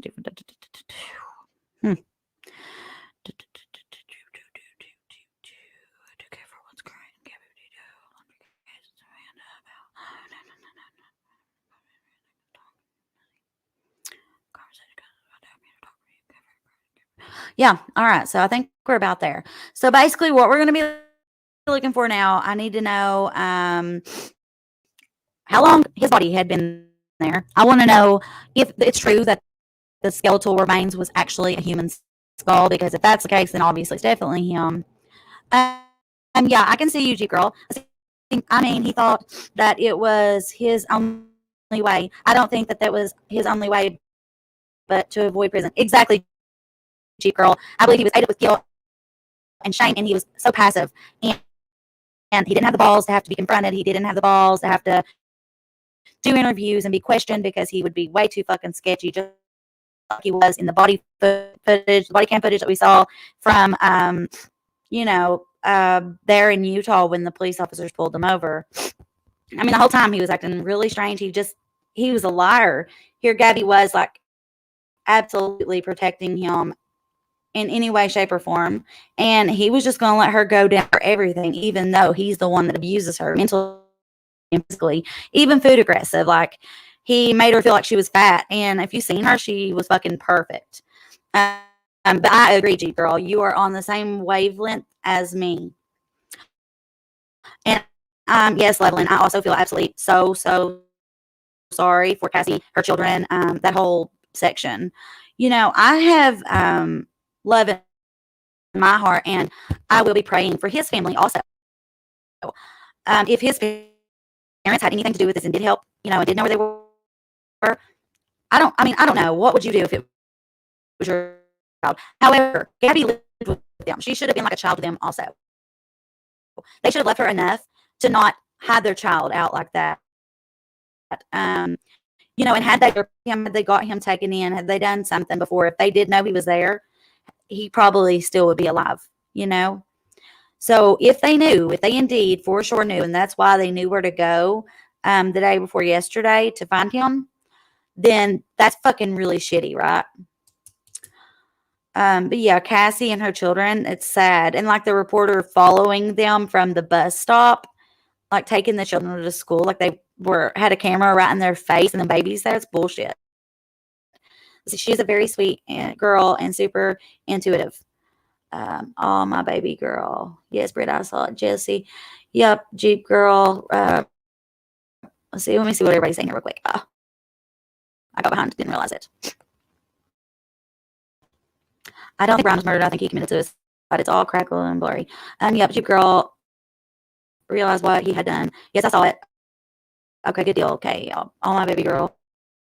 She's very bad. Me and Amanda always stuck up for you. Yes, indeed, Donnie. Yes, you did. And I thank you for that very much. You just have no idea how much it means to me, the people that were loyal to me, but also the people that maybe were convinced otherwise or second guessed me. I'm just glad that you seen the light and realized that I don't just say that I'm this way or that way to be saying it. I'm very fucking loyal. Like, I had Tipsy's back, and that got me a lot of shit, right? But I love Tipsy, and she helped me a lot. Like, she would be there for me at times when I really needed her too.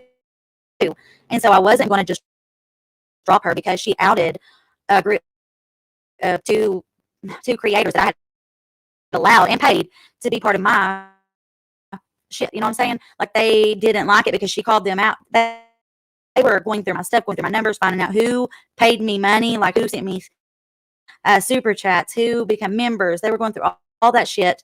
They were blocking those people, only those people, saying they'd been in this, that, and all that. And then, like, wooing them into their channel, which was bullshit. And I didn't see it, but she did. She seen it right away. My husband seen it. A lot of people did. And I didn't want that to be the truth because I adored them. I adored his content. It was good. I mean, he's artistic. He really is. But he's also an absolute con artist. 100,000%. They need the money. They need the money because they don't have anything else. That's the truth. And there's a lot of people like that. And so they were willing to do anything to, gather more subs. And by fucking me over, it give them something to talk about, something interesting. And people, like I had told you all from the beginning, y'all love me. People love me or they hate me. And when people hate me, it's jealousy most of the time. And it can get pretty fiery because, I'm not one to apologize for something I didn't do.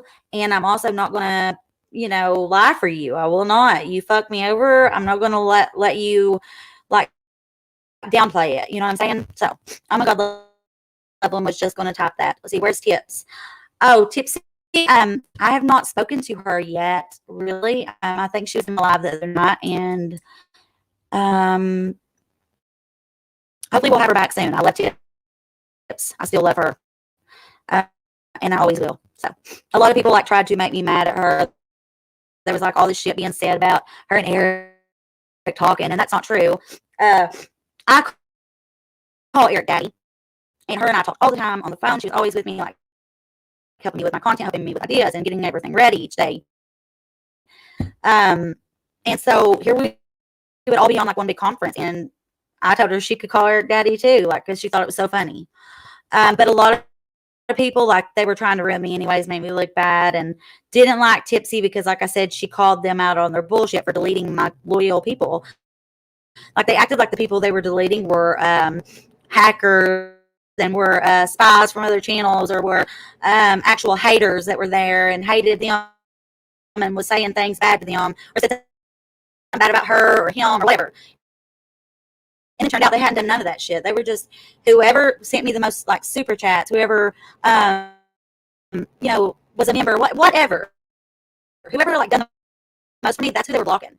And I didn't know they were actually doing that, like, until I finally checked it out. And then, so one night I just removed them out of my account so that he couldn't no longer be in control, because he had, like, complete control. Could have deleted my channel, you guys.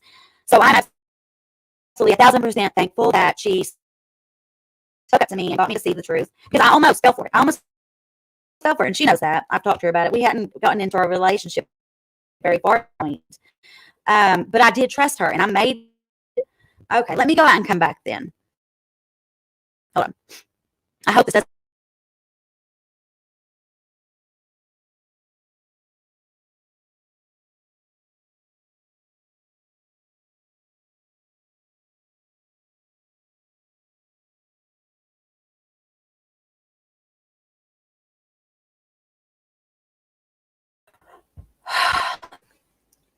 What's up, you guys? Check out all my dishes back there I had to wash. Lord have mercy. I had my whole big country sink full of it. Like, oh, fuck. I hate dishes so bad. But I'm looking pretty rough, so let's turn this bitch off. There's me looking all pretty with makeup and a mask. So anyways, like I was saying, that's how that all got started. And I didn't even know it was going to be that bad. Like, when I done it, I just wanted to save my channel, obviously. And they were trying to milk out as much time as they could. You could hear them in the back. Voices, Angela. She may have done some things or whatever, but she did point it out to me. She's like, if you listen closely, put your headphones on while they're on your lives, you can listen to them chit-chatting in the background and discussing your subscribers, your numbers, everything. They're going through everything you have, and they're going to fuck you. Even she told me, So I did start paying attention and heard some shit, guys. I heard some shit. And here they were trying to tell me that Tips was only sent to me. She was sent to me by Mensa. She was out to get me. Yada, yada, blah, blah, blah. Like, fucking YouTubers are crazy, y'all. Like, I'm not even fucking joking. Like, they think that they're movie stars already. Like, they let it go to their head so bad. It's unreal. Like, do I love you guys? Do you guys make me feel special? Fuck yeah, you do. Sometimes you guys make me feel like a movie star, just like that. But am I one of them power hungry people? Nope. Never have been, never will be. So yeah, Tipsy called them out right there in the comments, and oh fuck no. Then I got these private Facebook messages from them. They were like, get rid of her. She just said this, this, this. And then Tipsy messaged me and was like, look, I am not trying to cause any problems, but if you look what they're doing, they're deleting and blocking all of your people, your loyal subscribers that actually super chat you. And it was true.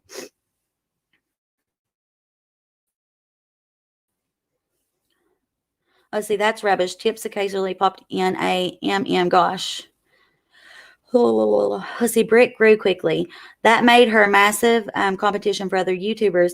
And when they perceive you as a threat, they will go after you like crazy. Just stay strong, Britt, and keep going. You can do it. Oh, yeah, that's absolutely the truth. I mean, I'm not joking. I was growing at a super rapid pace. Like, I can't remember what it was estimating me to have after a year, but it was a fuck ton of subscribers and views. It was going beautifully. And I fucked up. I trusted the wrong people. I allowed the wrong people to have access to my YouTube account. They ended up like, it fucked me over like long term, because I didn't realize they still had access to my AdSense. So within the last 8 months that I've been gone and have not touched anything, I got my AdSense taken away from even this channel because it was connected to that channel. See, my AdSense was for both channels. I just had the one account, right? And nothing happened to it because the other channel got taken away, because it was proven that, I really hadn't done anything, because I had permission to use that video footage that they claimed I didn't. They actually talked me into using it and put me in a bad way, because they wanted me to say that Jet's mom was this, and that, and made me believe it. And it wasn't just them. It was also another person from another place. Yeah, Donnie, I brought way too many people from way too many areas together. I loved it at first, and if it could have continued to be as good as it was at first, it would have been fucking amazing, because it was enjoyable. And like I said, I forgive them, but do I want to trust them or allow them back in? No, I cannot ever do that. But I don't apologize. I do accept any apologies that they give. And if not, I'm good with it. You know what I'm saying? But this is what happened. And it was like really thought out, like the way it was. I couldn't even really explain it. I was so upset.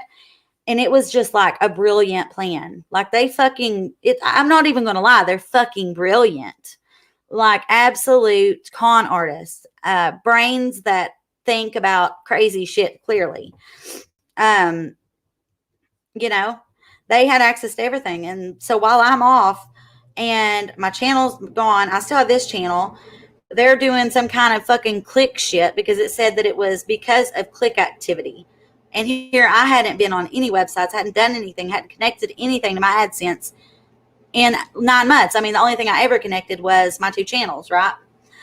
So I don't know. They fucked up so much stuff and done so many things wrong that I don't know who exactly did it. And there's nothing I can really do about it, because I wasn't active at the time and didn't catch it soon enough. You know what I'm saying? It just is what it is. But I'm going to start from the ground up. I'm going to try to get that channel started. And like before, I'm going to start from 1 subscriber and move up rapidly to 1,000 subscribers, hopefully. I couldn't believe you trusted them, guys. I wanted to so bad. I loved his content. I liked her, it felt like a good fit to me. But when my husband and everybody else started feeling uncomfortable, it made me uncomfortable. I would have subscribers contact me about it, and I just thought there's no fucking way, right? And then they turned a lot of my subs against me. And I mean, they made it believable. So that's what I'm saying. I'm not mad at anybody that maybe fell for it, but then realized quickly that they were just fucking with anybody and everybody to get subs, to get views and attention, to create drama, to stir the pot, because drama gets views, obviously. The ones who matter know the truth, Britt. We support you. Yes, exactly. And I love you guys, and I thank you for that. I thank you so much for your undivided support, your just being there for me, and for wanting me to come back. I truly appreciate that. I've missed these talks. I've missed them just so much. I can't even express it. Hippie, are you still here? If you are, can you reach out to Amanda and see if she will be on soon? Let's see. Oh my God, YouTube was against you. Only a few. Yeah, they were against me. Absolutely. And it's crazy to say, like, I sounded like psychotic telling everything that had happened and everything they were doing. If I were to sit down and tell you all every single thing that happened, every single time they had somebody come to my house, or the cops or whatever, everything that they hacked into, you just wouldn't believe it. The stories that they told, I mean, the light that they tried to shine on me. This girl even like pretended as if I emailed her. This was early on when she just started kind of picking and poking and prodding. And I didn't even know she was doing it at the time. I didn't know that they were going over there and being besties with her while she was doing it either. And someone showed it to me. I confronted them about it. And they said they were only doing it to get her subscribers because she would say their names. But then turned out that wasn't true at all. They were in it together and fucking me over, See, drama gets views to a point. Eventually it dries up. Yeah, because they don't know what else to do. They don't know how to talk about crime or anything.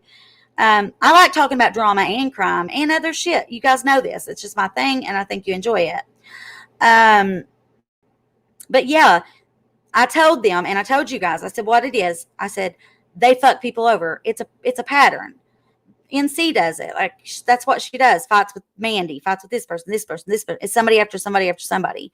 She tries to ruin people. She loves it. And people fall for it. And it's like a bully mentality. It's terrible. It's honest to God disgusting. And I don't know how she continues to get by with it. But whatever. Good luck to her.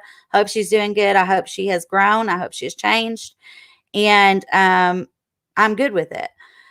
Yeah, you all are absolutely correct. See, that's where I fucked up, but I didn't, because there's no way in hell after I found out the shit that I found out and after she did what she did that I wasn't going to expose her ass.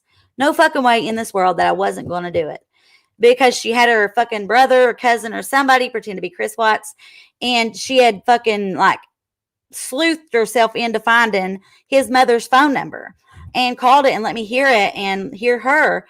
And then she pretended as if she was talking to him. And I believed her at first, but then going back, looking and discovering the things I did and the background check, where she lived, who lived there, all that shit, I couldn't believe. I just couldn't believe it. I really couldn't. And it had to be done because she had, threatened my family, my child. She, like, it was bad. Pretended to be Lana, all kinds of shit. Yeah. Let's see, I always said you was right. Heather was fake as Fook. Yeah, she wrote to him for a couple months. Then, like, she wanted to marry him, all this shit. And he was done with it. He didn't want nothing else to do with her. And, yeah, she went to, she first tried to go to Kim. And Kim wouldn't have her. She told her to, like, fuck off. I mean, is Kim still around, you guys? I don't even know. But then she found her a home over there on the One channel because it brought in views, right? I love Lana. Oh my goodness. See, I don't know how Lana is now. I don't know what she's doing. All I know is that she was crucified. I don't agree with the Shazam stuff. You know what I'm saying? Not at all. But am I open to who she actually is? Yeah. I mean, I really am. I would love for her to come on and talk with me. I would never be rude or disrespectful at all. So if Lena, if you're hearing this, why don't you come on and let me interview you? I promise that I will be respectful and hopefully help you maybe get more out there to let people know who you really are. You know what I'm saying? I've heard that she apologized, but I would love to talk with her because her and I never really got to do a face-to-face, and we were always bouncing around one another on things. And I actually went after her because of the videos that she done. And then later on, I felt bad about it not because I don't agree with that. I don't agree with making like fun of Shanann or the babies or none of that at all. I don't. Do I think that maybe I overreacted about a few things? Possibly. But it was bad, and there's no excuse for that. You know what I'm saying? But maybe she's a good person. She could have grown since then because she went through hell. And those fuckers called it Lana style. Well, then I heard last night that they moved on from that, and then they were calling it Brittany style. Like, look what we done to Brittany. Do you want us to do that to you? Because we will. Like, fuck you. God bless. Pieces of shit. I didn't like her because of what was said. I've watched her, and she's genuine. See, I don't know, but I would love for her to come on. So, Donnie, if you speak with her, let her know. Ask her. Invite her for me. This is my open invitation, Lana, for you to come on and let me interview you, please. It will not be on this channel because I'm going to start over. Maybe you could be my first interview, my first actual official episode of Bullshitting with Britt on Shooting the Shit with Britt. That's going to be the new channel, I think. I would love for you to come on and let me interview you, ask you some questions. If there's anything you don't feel comfortable with me asking, we can go over it before we start the actual live itself. I will always ask my audience to be polite and not be rude or say anything disrespectful. I've always done that. I've done that with those cunts that fucked me over. And did they do that with me? Fuck no. They fucked me as hard as they could. KK doesn't have a channel anymore. She's besties with... Oh, really? That's surprising. Very, very surprising. Has she changed from the person I knew when I was here and I was crucified for, being sent money and growing my channel and being a genius and also being relatable and being able to connect with you guys? Yeah, that's what I was thinking. Oh God. I pray for her. Honest to God, I do. I pray that she becomes a better mother. I pray that she becomes a better person, friend, and creator, and just person in general. I hope that she stops embezzling money from people, from sick people, from murder cases, from parents that are looking for their children. Um, is that something that a person could go to hell for? 100% absolutely, yeah. That's really fucked up to take money. For like that's supposed to be for a family that's lost their child and pretend like you're using it and then not use it the proper way. That's bullshit, right? I found out a lot of stuff back then, and yeah, but I'm moving past it. It is what it is, right? Like I said, I wish them the best, but I really pray to God that they learn one day from their mistakes and that she stops this whole pattern of fucking with this person, that person, this person, that person. You know what I mean? Yeah, but I'm level-headed now. I'm all buttoned up and a lot better. I've went through the steps. I was mourning then. I didn't realize how feeble I suppose I was. And it took a toll on me because of all that and everything else I was going through that you guys necessarily didn't know about.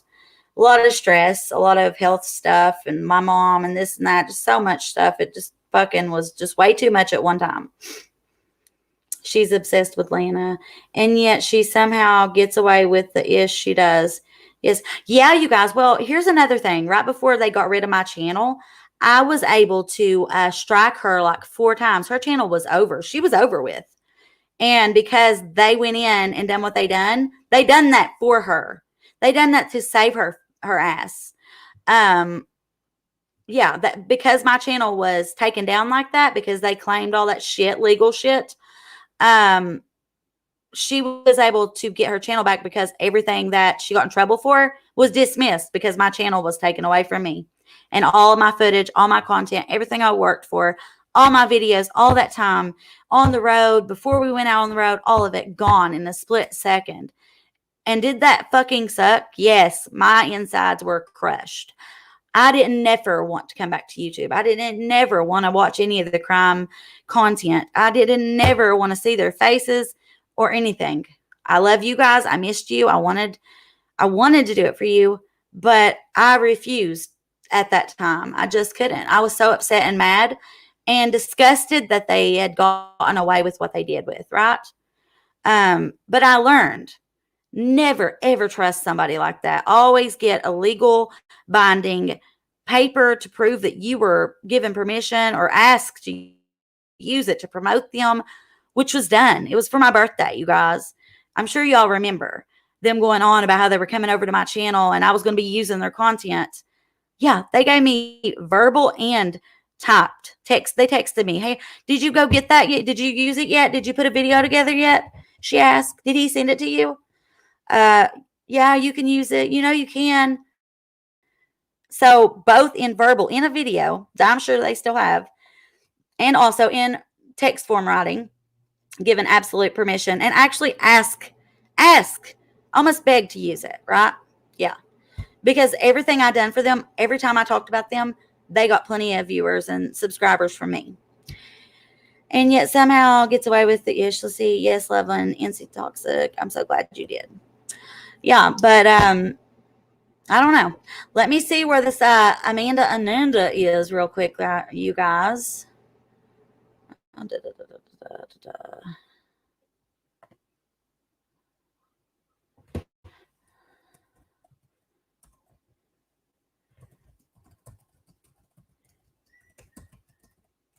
Oh, you guys, listen. So I have 7 husky puppies. Beautiful. Oh my Jesus. And they do actually have the most beautiful blue eyes. Each one has like a different shade.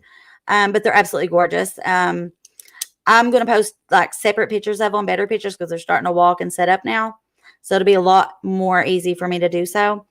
But if you're interested and you want a husky puppy, I have male and females available.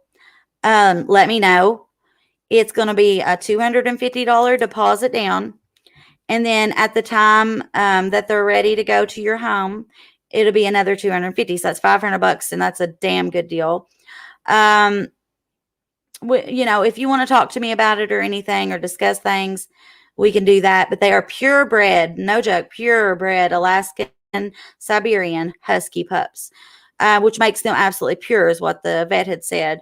I'm going to be taking them in for their vet check. So I kind of need to start promoting them so that I can get the deposits to pay for the bill.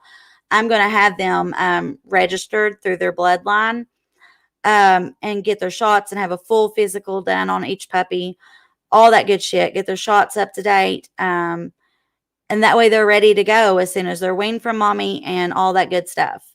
So if you would be interested in one of the Husky puppies, let me know. Message me here in one of our lives or message me on Facebook. Or you can email me also.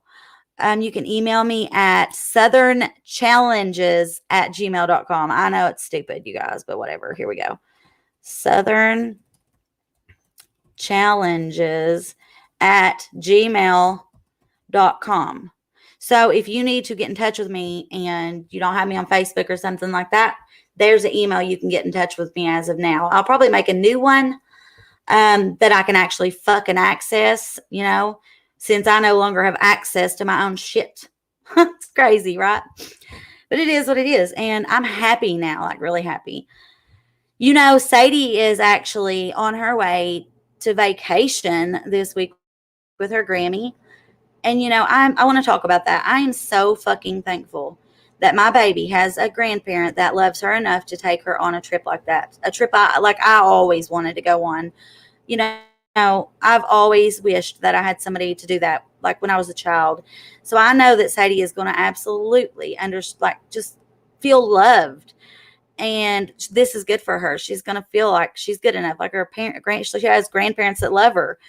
Also, Grammy Kathy asked me today, last night, she said, I'm getting a spray tan tomorrow. Is it okay if Sadie gets a light spray tan?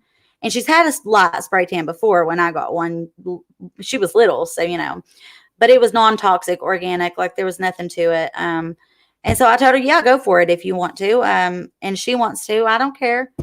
Anything that is good for my child, experiences my child can have, heck to the yes. I want her to have it.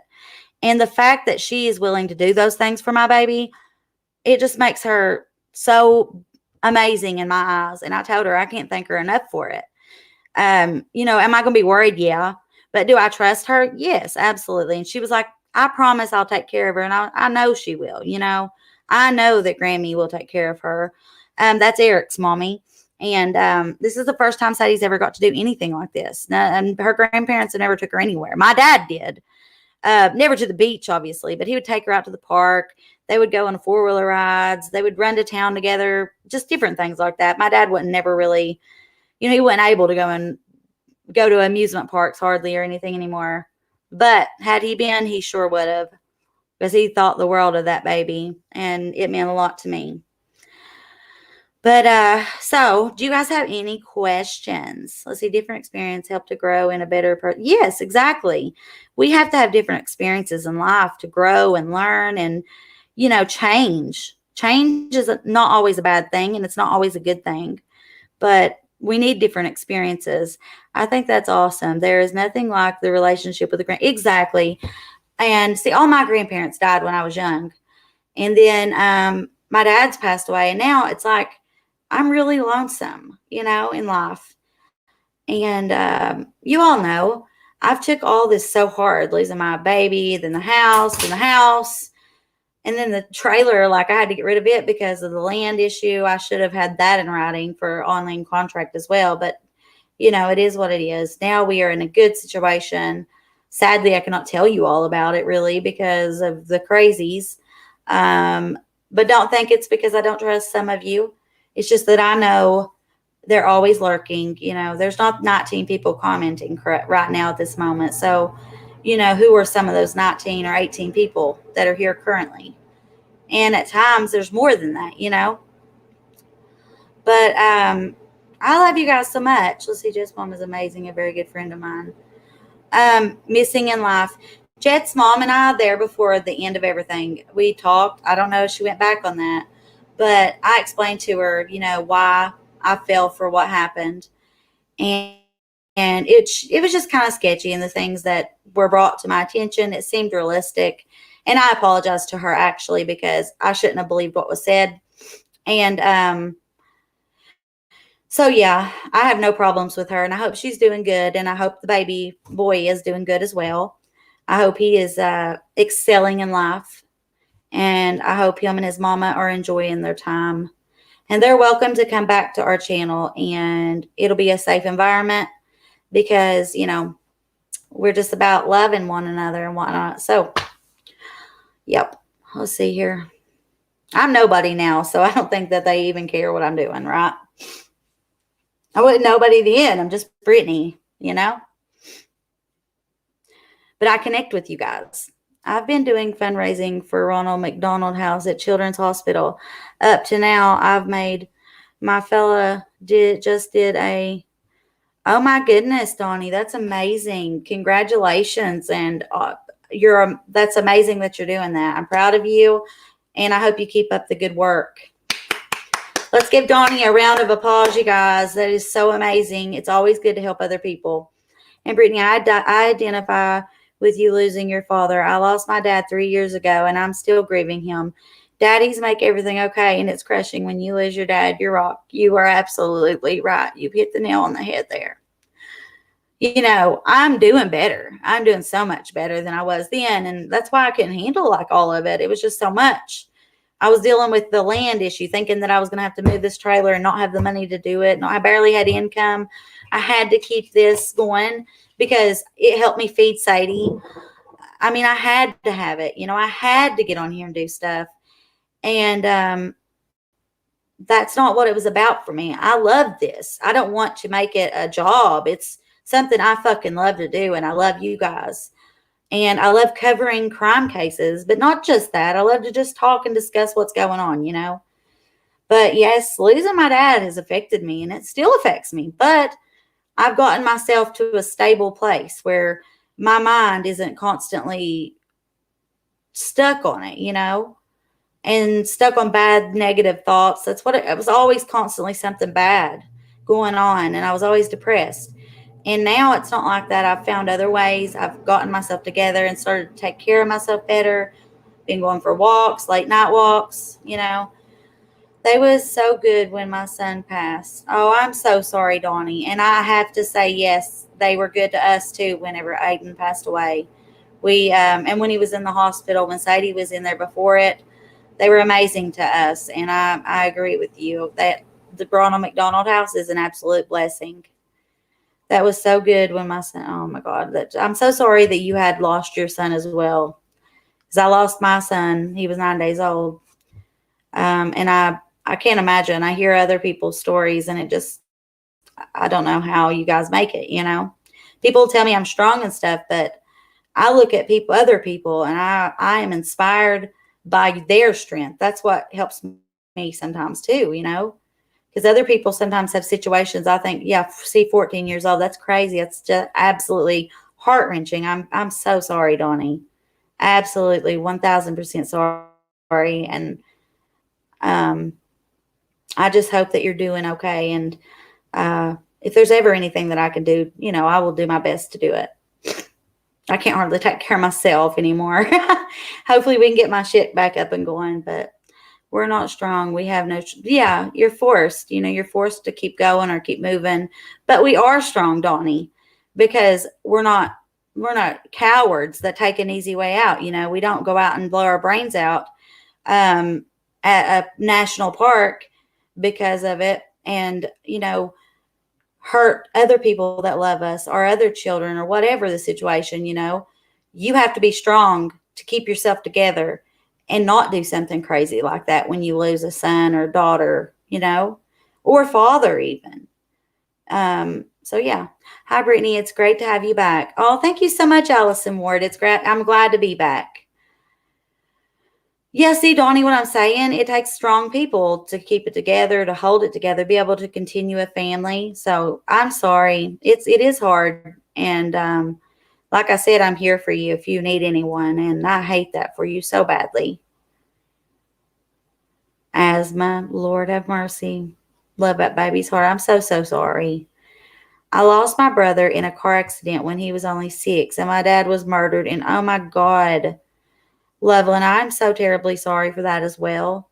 See, you guys, it breaks my heart to read your stories and hear these things. And I just want to hold you for real, because I know what pain is like. I know what loss is like, and I don't deal with it well. Wow, Donnie, I'm so sorry. I can't imagine. Do know one day you will see him again. I have faith in that. Yeah, just like I said, Brian Laundrie's in hell right now. And, that really is the greatest punishment that he could have ever received. Because you fucking know for sure he is there. He's in hell right now, and he's wishing he could get one drop of water, and it'll never happen. And he's going to be there for infinity, for eternity, forever. From now on, he'll be there suffering, and he deserves it. And then Donnie, all we've got to do is do our best to do good. And, one day we'll get to see our babies again, yeah. When Aiden passed away, I clung to the Bible. I'm serious. I sat down after I found out he had passed away. Sat back to St. Joseph's, had to leave UK because I had to go back to St. Joseph's where Sadie was. I couldn't not go hold her again after holding him and him passing away in my arms.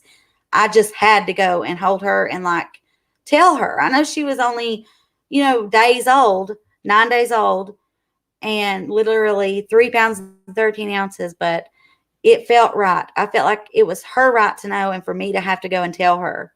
Just like I couldn't let him lay in there and die without me holding him and being there for him, because I was his mommy. I was there every day, every so many hours. I'm the person he's seen. I made sure I was there at all times when it was time to be there, when I could. And there is no fucking way on this earth that I would have not done it. And when he was passing away, there was no way on this earth that I wasn't going to be in there holding him. And so after he passed away, I went there to St. Joe's, and I held Sadie, and I told her what happened. And I cried, and I held her, and I held her, and I held her, and the nurses cried. But, it was hard. It was so hard. It was hard on me.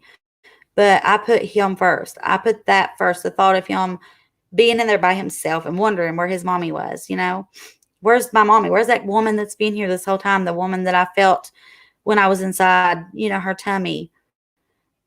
I could have never. Oh, I'm so sorry that he also passed away in your arms. See, there's something to it, like where Aiden passed away in my arms. I don't know. So, Donnie, I'm so sorry, and you have my absolute condolences and prayers.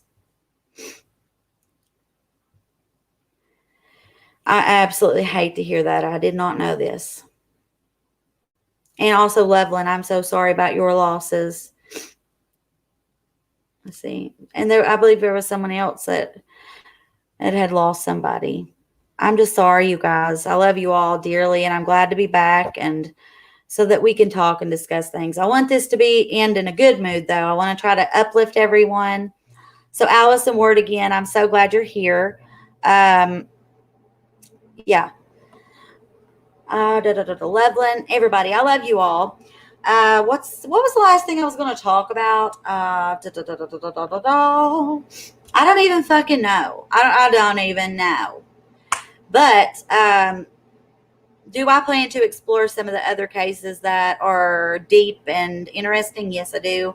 Plan to get us in another puzzle piece so that we can really dive in deep and move around. I was truly hoping that there would be more to this, that we could help more. And I'm not sure if we can do that, but I do know that I can cover any news that we get.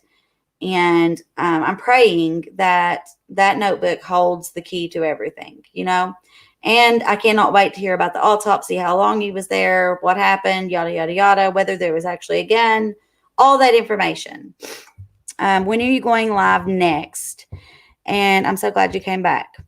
Guys, I always told you that I would never leave for good, and I meant it. I didn't want to leave at all, but for my mental health, for your all's sake, for you to not think that I was just absolutely fucking nuts, because that's where it was heading. I had to take a break from everything for a while, and now that things are settled down, it's the perfect time for me to come back. My passion is there. It's not like I have to do it. I want to do it. And I'm so thankful to be able to do it, And I cannot wait to start from the ground up and prove, you know, I'm fucking awesome, bitches. And people just fucking love me. It's just the way life goes. It's just how it is. And you're just going to have to deal with it. You know what I'm saying? Let's see where Brian was when he took his own life. Let's see. Did he do it, or is there some more to the story? Let's talk about it. Much more. Okay, yeah. See, I think I covered everything I had planned to talk about. I don't know if that, but I feel like there was something else I wanted to say. I don't know. But do you guys want to see how funny? I don't know if I can find it. First of all, let me check and see how easily it could be found. Paulo Costa. Yeah, there it is. Not making weight. Let's see if I can find it. It's funny as shit.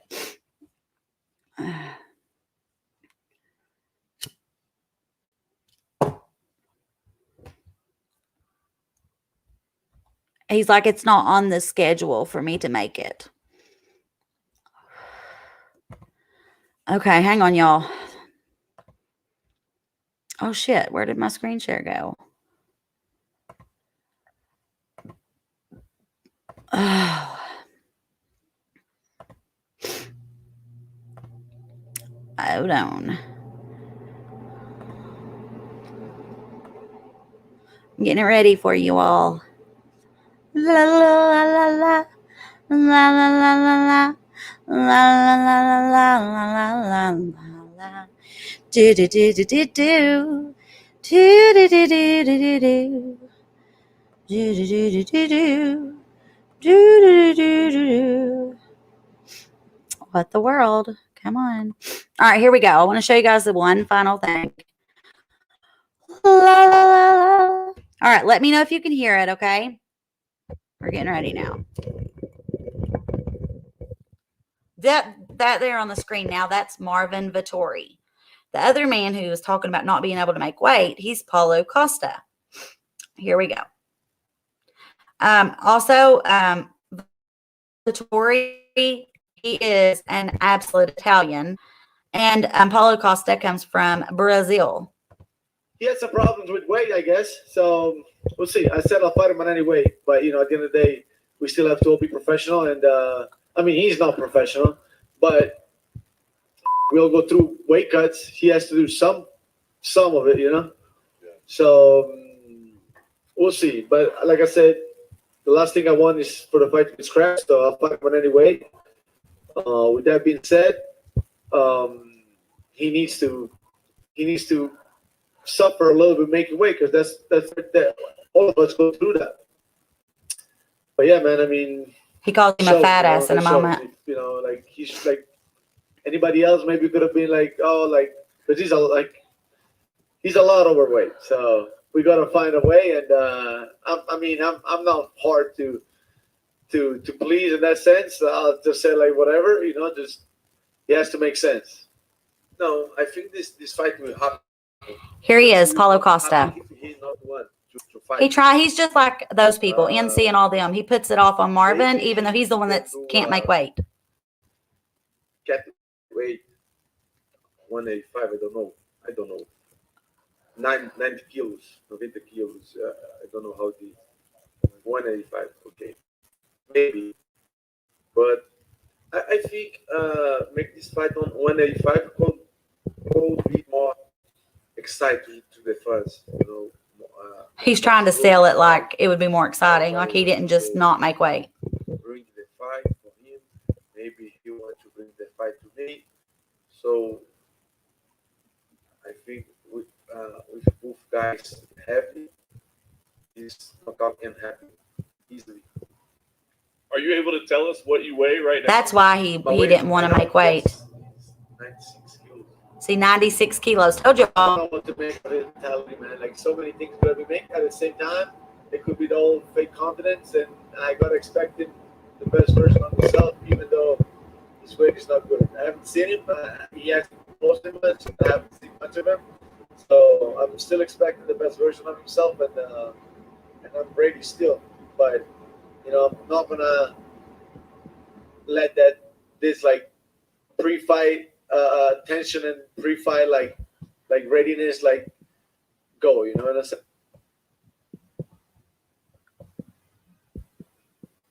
Even don't watch his fights. And See, he tries to make it like I don't. Marvin's the reason the fight might not happen, not the fact that he wouldn't fucking make weight. Man.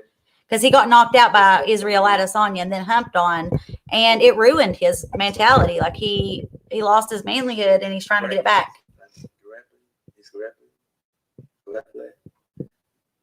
I'm prepared for all situations. He wanted to be bigger so he can hopefully knock Marvin out, and so that he hopefully won't get knocked out. Because he hasn't been active. I would have the advantage. And the UFC only takes 20% of their purse for not making weight, as long as the other fighter takes the fight. Could this be your last? Marvin would have every right to deny the fight and say, no, I've been making weight. I've been dieting. I'm not going to take the fight. You have to make weight if you want to fight with me. I can't fight on light heavyweight, but I think it's not the moment. I think I can fight for the title again. Yeah, you're not going to be fighting for the title again. I would imagine that Marvin Vettori is probably going to take. It's possible that Paulo could win because he is so overweight, you know? Who knows? But yeah, I thought that was just hilarious that he done that. Oh, and then coming up, we have the Justin Gaethje versus Michael Chandler fight, and that's going to be a fucking awesome one. But you guys, listen, as long as you have ESPN Plus, not this Saturday, but next Saturday, they're going to be in Abu Dhabi. Let's see here. Who else fighting on that card? Jan Blachowicz is going to be fighting Glover Teixeira. He's an old school fighter that worked his back up to try to get another title shot. If he don't get it this time, he'll never get it. And Jan is a very dominant champion at the light heavyweight. Official weight 156 pounds Sorry. for Grant Dawson. Apparently, they're doing the weigh-ins right now. I'm going to cover that in a little bit, maybe. That'd be new. But like I was saying, the Justin Gaethje fight, which is not going to be this weekend and not the next, but the very next, that whole card is amazing. Rose Namajunas versus Zhang Weili again. You got Usman versus Colby Covington. That last fight, their first fight, is like the best fight the UFC has ever fucking had. It's like amazing. I think this one's going to have a lot more wrestling, though. Hopefully not. Hopefully they just punch it out again. Have another war, but try to be more safe and protect themselves. Let's see who else is on it. So Trevor Whitman is a coach at Onyx in Colorado, and he is the coach for Rose, for Justin, and for Usman.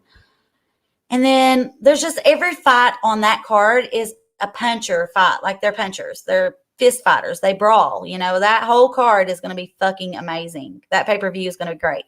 But like I was saying, not this Saturday. So not tomorrow.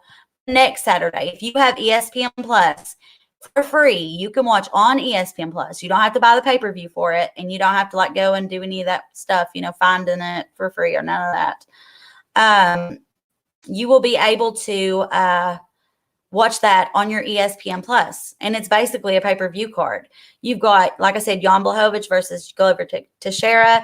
You've got Peter Yan, or I think that's how you say it, whatever, versus Corey Sandhagen for the oh God, what's it called? Fuck. It's kind of like a fake belt. Jesus, I can't think of anything tonight or this morning where I've not slept. Let's see here. There's just a bunch of free fights that are really going to be good next weekend, and tomorrow's fight should be really good as well. Let's see. Does he have on a mink stole? I don't know, guys. Love her or hate her, it's still an obsession. Laugh out loud. I'm obsessed with it. I really am. I'm so glad you came back. Let's see. When you gonna be live next? All right. But yeah, you guys. Anyhow, the Rose Namajunas fight is worth watching for sure, you girls. She is fucking inspiring. Oh my God. Like, she tells herself, I'm the best. I'm the best. Because at one point she didn't think she was the best. She grew up there in Milwaukee. She was sexually abused from the time she was young. And then she met Pat Barry. He changed her life. Pat, though, began to like take pills and drink, and when he done that, it made her life hard. And the only time Rose ever lost a fight or was weird in interviews, he admits this and talks about it. It was because of him, because her mind wasn't in the fight. It was on her relationship with him and his well-being. You know, she was constantly having to be worried. So he put himself together and got his life together for her. And she is going to be the most dominant champion. I do believe that it wasn't a fluke and that she will win again and move on to fight Carla Esparza, who she actually lost to in the Ultimate Fighter finale that she was in. And I can't wait to see that fight. I believe that Rose has got it in that fight as well. I don't know how many of you are interested in that, but if you are, there's the down low, maybe stuff you hadn't caught up with, because I'm like a fucking obsessed fan. Like, I'm not casual at all. I don't just watch certain fights. When I started out years ago, I just watched like Conor McGregor, right? And then as he has done some of the dumb shit he's done lately, I have fallen away from him. I don't know how many of you have seen the recent news from Conor McGregor. That's something I may show you. See, Brittany, please do not have Amanda on again. She kept talking over you on her live, and that is rude. Oh, giggles. Thank you for thinking of me in that manner, but it's okay. I love Amanda.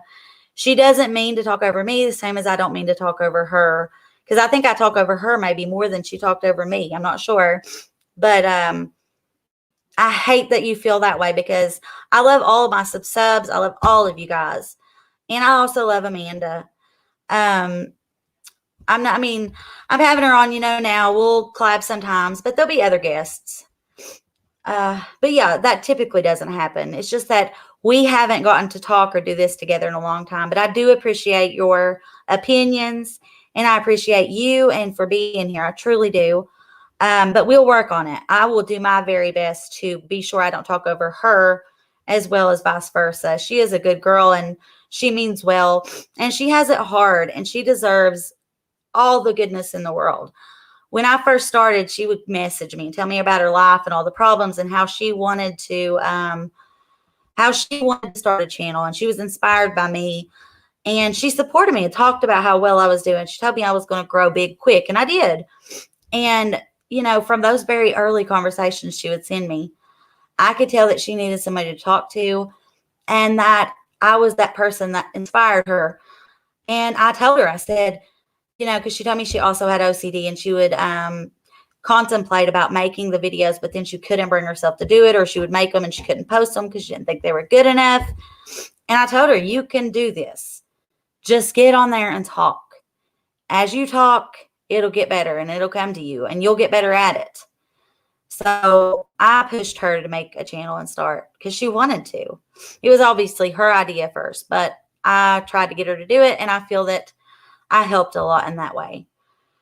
There's a bit of a delay. She admitted to having a drink.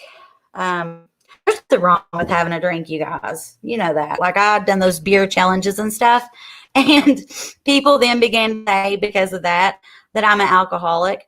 Guys, listen, I don't ever drink. Now, am I competitive, and can I put that shit down if I have to? When I was younger, could I put it down? Yes. Do I like to drink? No. Too old for that shit. I'm not down for no damn hangovers. I don't want a headache. I don't want to be throwing up, and I don't want to feel like shit. I also don't want to fuck up and hit my toe on something or anything. You know what I'm saying? So, like, will I occasionally have a drink? Absolutely. Do I do it very often? No. And I don't believe that she does either. But that's my opinion on it. You know what I'm saying? If she does, she does. But I don't think she does. I think she just occasionally has a drink, and maybe there was some things said, and she was just like, fuck it, I'm going to drink tonight because they think I drink anyways. Maybe that was the case. I don't know. That's just my guess. LOL, I hate booze too. Girlfriend, you and me both. I don't like to feel bad. I'm too fucking old. My bones hurt as it is. I hurt all the time. I've got like health issues and all this shit. And drinking does not help it. It makes everything worse. I end up with a flare up, and then I'm moody in the bed for days. My face looks like a fucking butterfly. It's going to fly away. Everything hurts. My joints. Let's see. I didn't mean it that way, Brittany. I think that may have been why she have talked over you. Yeah, it's possible. And I know you didn't mean it that way, Pops, but somebody else had been saying something. So that's the only reason I kind of talked about it. You know what I'm saying? Let's see, me too, but not on a Saturday. No. I'm just not a drinker, you guys. Now, will I do it for competition? Hell yeah. But other than that, I'm a very, very light, casual sipper. Honest to God. There have been times like Eric and I'll try to like, you know, get a little tipsy together at night, or we would when we were on our lives. Like on my birthday, we did drink a little bit and I did get a little tipsy and it was fun. But do I do that often? Hells to the no. And did I feel fucking terrible the next day? Pretty much, yeah. All right. So, last but not least, I thought I would end it, but I want to show you guys one last thing. I don't know how many of you have seen it, but it's worth showing.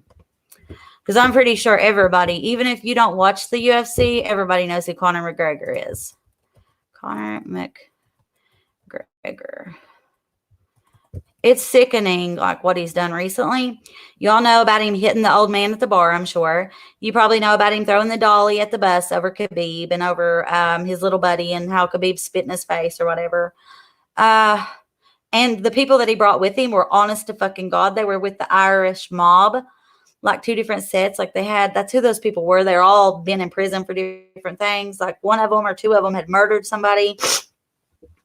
But just recently, you know, he had his 2 fights with Dustin Poirier, who you all know I'm a big supporter of. Love him. He's getting ready to go up for his title fight, against the champion, the current champion, Charles Oliveira, who is from Brazil. And obviously, Dustin is American. And he really, he was a bad kid, a troubled kid that was going to get in trouble, probably going to end up in prison or something. And he turned his life around with fighting. Him and Jolie remind me of me and Eric. I couldn't tell you. It's just crazy how much it resembles. You know, here she had a car. She took him and drove him. They slept in the car for a lot of those fights because they couldn't afford a motel room. And look at him now. Look where his family is now. He has generational wealth, and he's setting himself up right. He said paid in full, right? So anyways, Conor McGregor lost both of those fights. The second fight, because they had a fight years ago, right? That was Conor's first breakout fight, where he became Mystic Mac, where he had guessed that he was going to knock him out and such, and then he did it, and everybody was like, whoa, and it blew their minds, so everybody fell in love with him. All right, well, the last fight, Conor and him were fighting, and they were throwing leg kicks and shit because Conor had his legs beat the fuck up by Dustin in the second fight. And in my opinion, he done the rematch way too soon because Dustin was dominant in the second fight and beat the shit out of him. I don't know why he thought that he could go in that soon and try to fight him and win, and he didn't. But anyways, his leg breaks, right? And how many of you have watched the video of him laying on the cage floor, Joe Rogan giving him an interview, and him saying that he's going to get them in their sleep, like his whole family? Talk about Dustin, his child, his little daughter, and his wife, and then hollering at Dustin's wife Jolie, saying, "Oh fuck, what did he say? Hey there, babe, in your DMs, blah blah blah, calling her a hoe and all this shit. Terrible."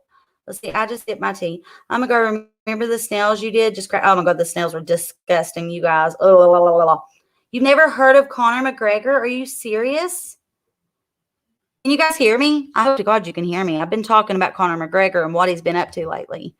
So yeah, in that third fight, he's on the mat screaming and hollering and threatening them and all this shit and throwing a fit. And you know, he had his Mystic Mac prediction was that Dustin was going to be a corpse and go out on a stretcher. Right? The funniest thing, he breaks his leg and goes out on a fucking stretcher. Now, remember, I said that's what brought me to the UFC was Conor McGregor. I mean, when I was young, I watched Randy Couture and shit, you know, because of my dad. But let me see, Treble. I'm gonna type that. I want to show you guys a couple of the things that he has done recently. The newest thing, he punched a DJ, allegedly punched a DJ in the face, and the DJ's nose wasn't broke or his eyes would have been black and puffy and all this shit, but he claimed that his nose was broken. The wife claimed that they done this and that, and they turned off the lights, yada, yada, yada. Just so much has been going on. I mean, it's insane. Oh, I know what you need to see. You need to see the press conference between him and Dustin and the things he said, like, I'm going to dance on your fucking head. Let's see. Conor McGregor. Dustin 3. press conference.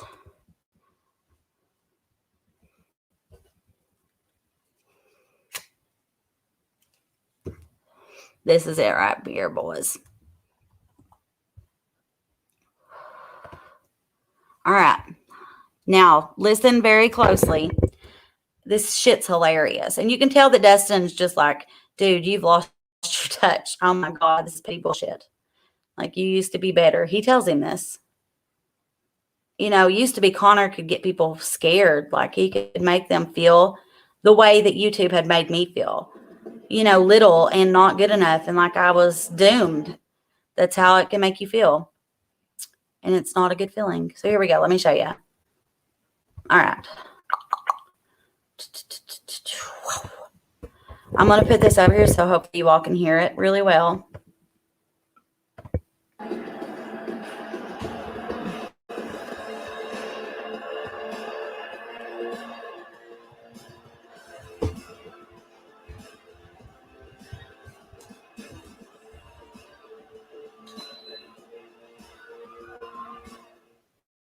Is this getting personal for you at this point?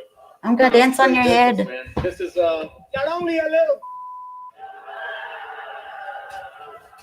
Your wife is your husband. Not only a little of a thing, a silly little hillbilly. That fucking pissed me off too. Jolie's wife. Jolie's wife. And he's from Louisiana, so he's like Cajun. He's not, no. You used to be a lot better than that, man. The trash talk was a lot better than that. Indeed. Connor, in the build to the last fight, you were unusually kind to Dustin. Now on fight week, it's the exact opposite. We're in that switch out. You got knocked the f out.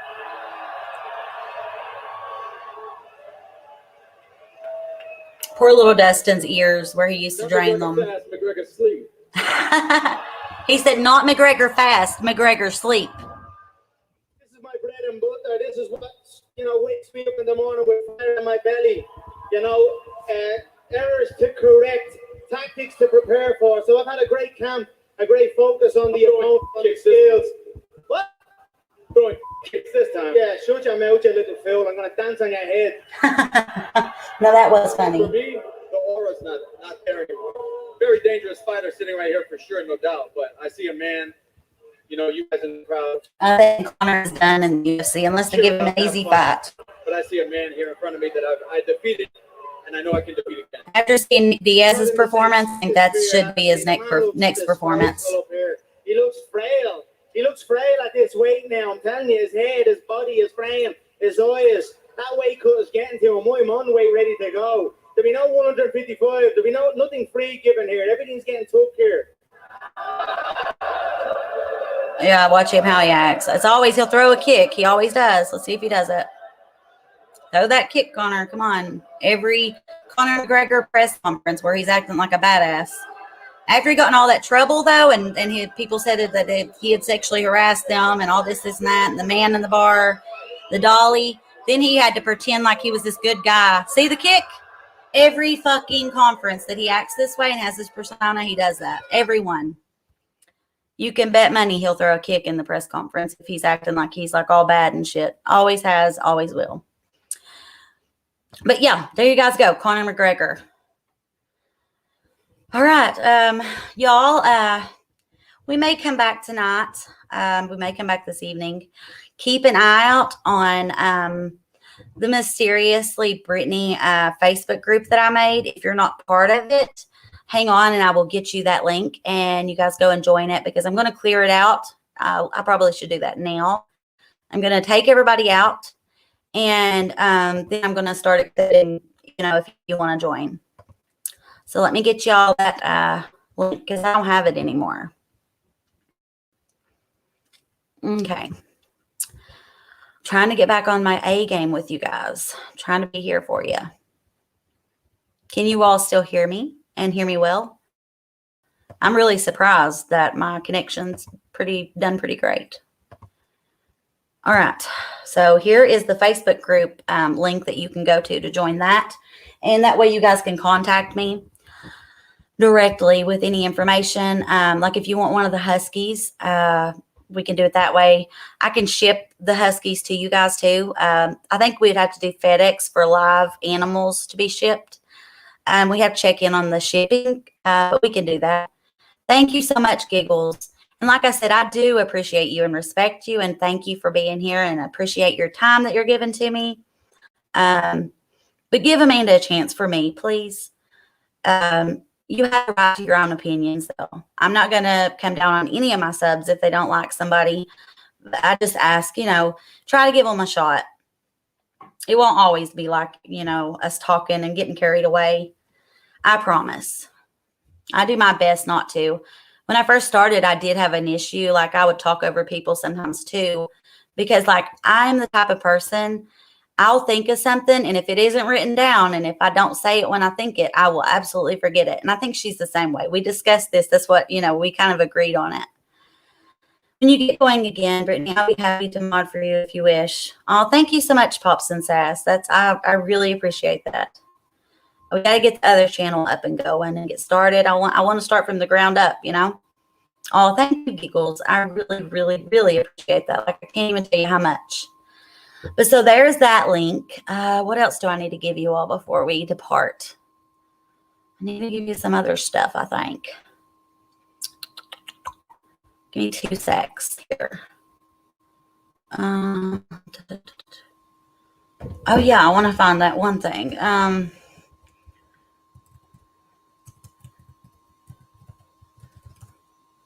Give me 2 secs and a shake. 2 seconds and a shake. That didn't sound good.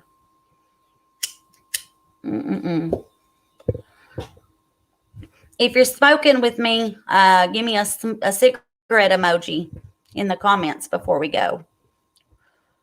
Have our final smoke.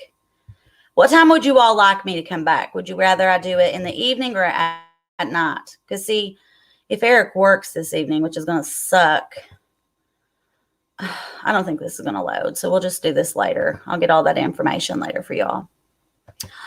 But yeah, so that's it. I hope you enjoyed this live. It's probably been slightly, I'm still getting back on my game. Y'all are going to have to give me time.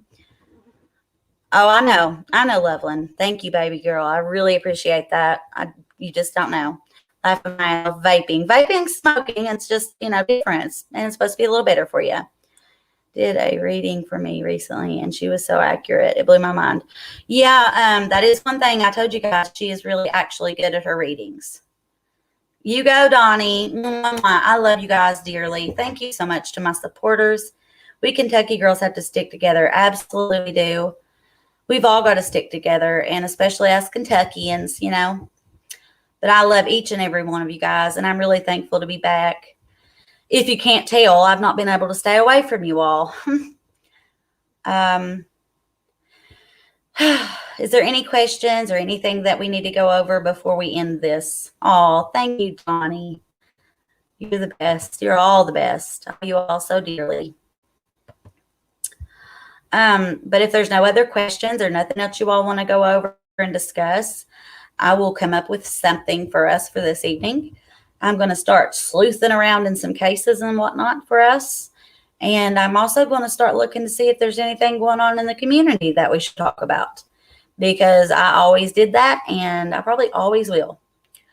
Do I have to be biased in the information I give? Nope, I sure don't. I have to give my opinion on it, but I'll give the facts that I find, right?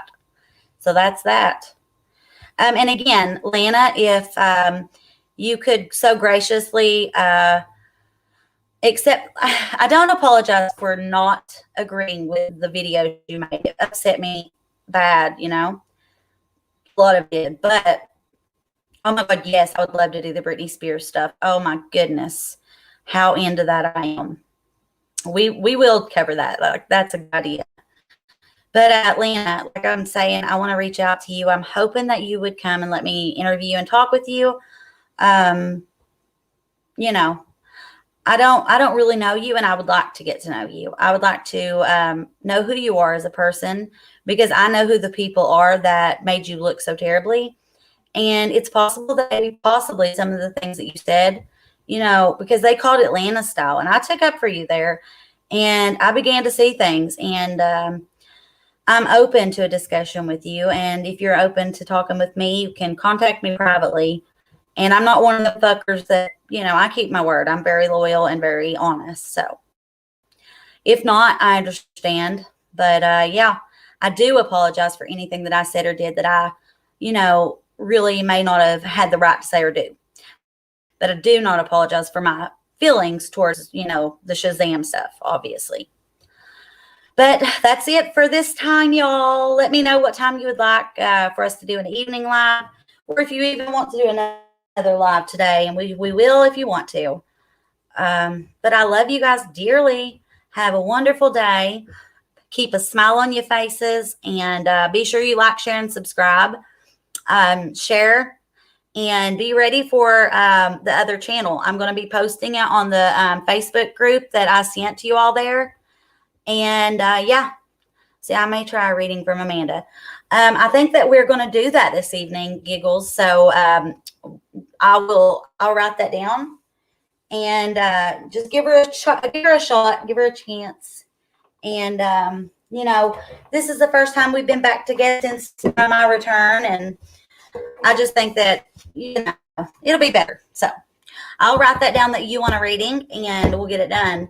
Can you also cover QAnon? It's really, Loveland, I actually did a video on QAnon before on, God, I can't remember her name now, but I did the video on it and the shooting in the place, and they always private it.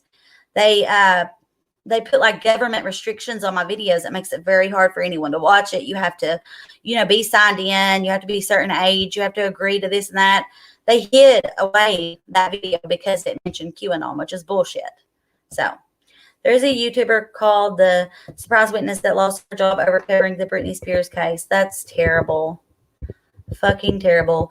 Please put your new channel in the community tab. I don't have Facebook. Oh, absolutely, babe. I will be putting it there as well. So y'all keep a lookout on the community page and also on that Facebook group. I love you guys, and I will see you soon. Have a wonderful day. Put a smile on your faces and be positive. Be positive. Don't let anybody bring you down. And if anybody has shit to say to you, give them the middle finger and say, fuck you, motherfucker. This is my life, and I'm going to be happy because I am fucking awesome. And that's that. Yep. All right. I love you dearly. I'm so glad to be back. I can't wait till our next show, and I'll see you then. So have a beautiful day. Mwah. Toodles.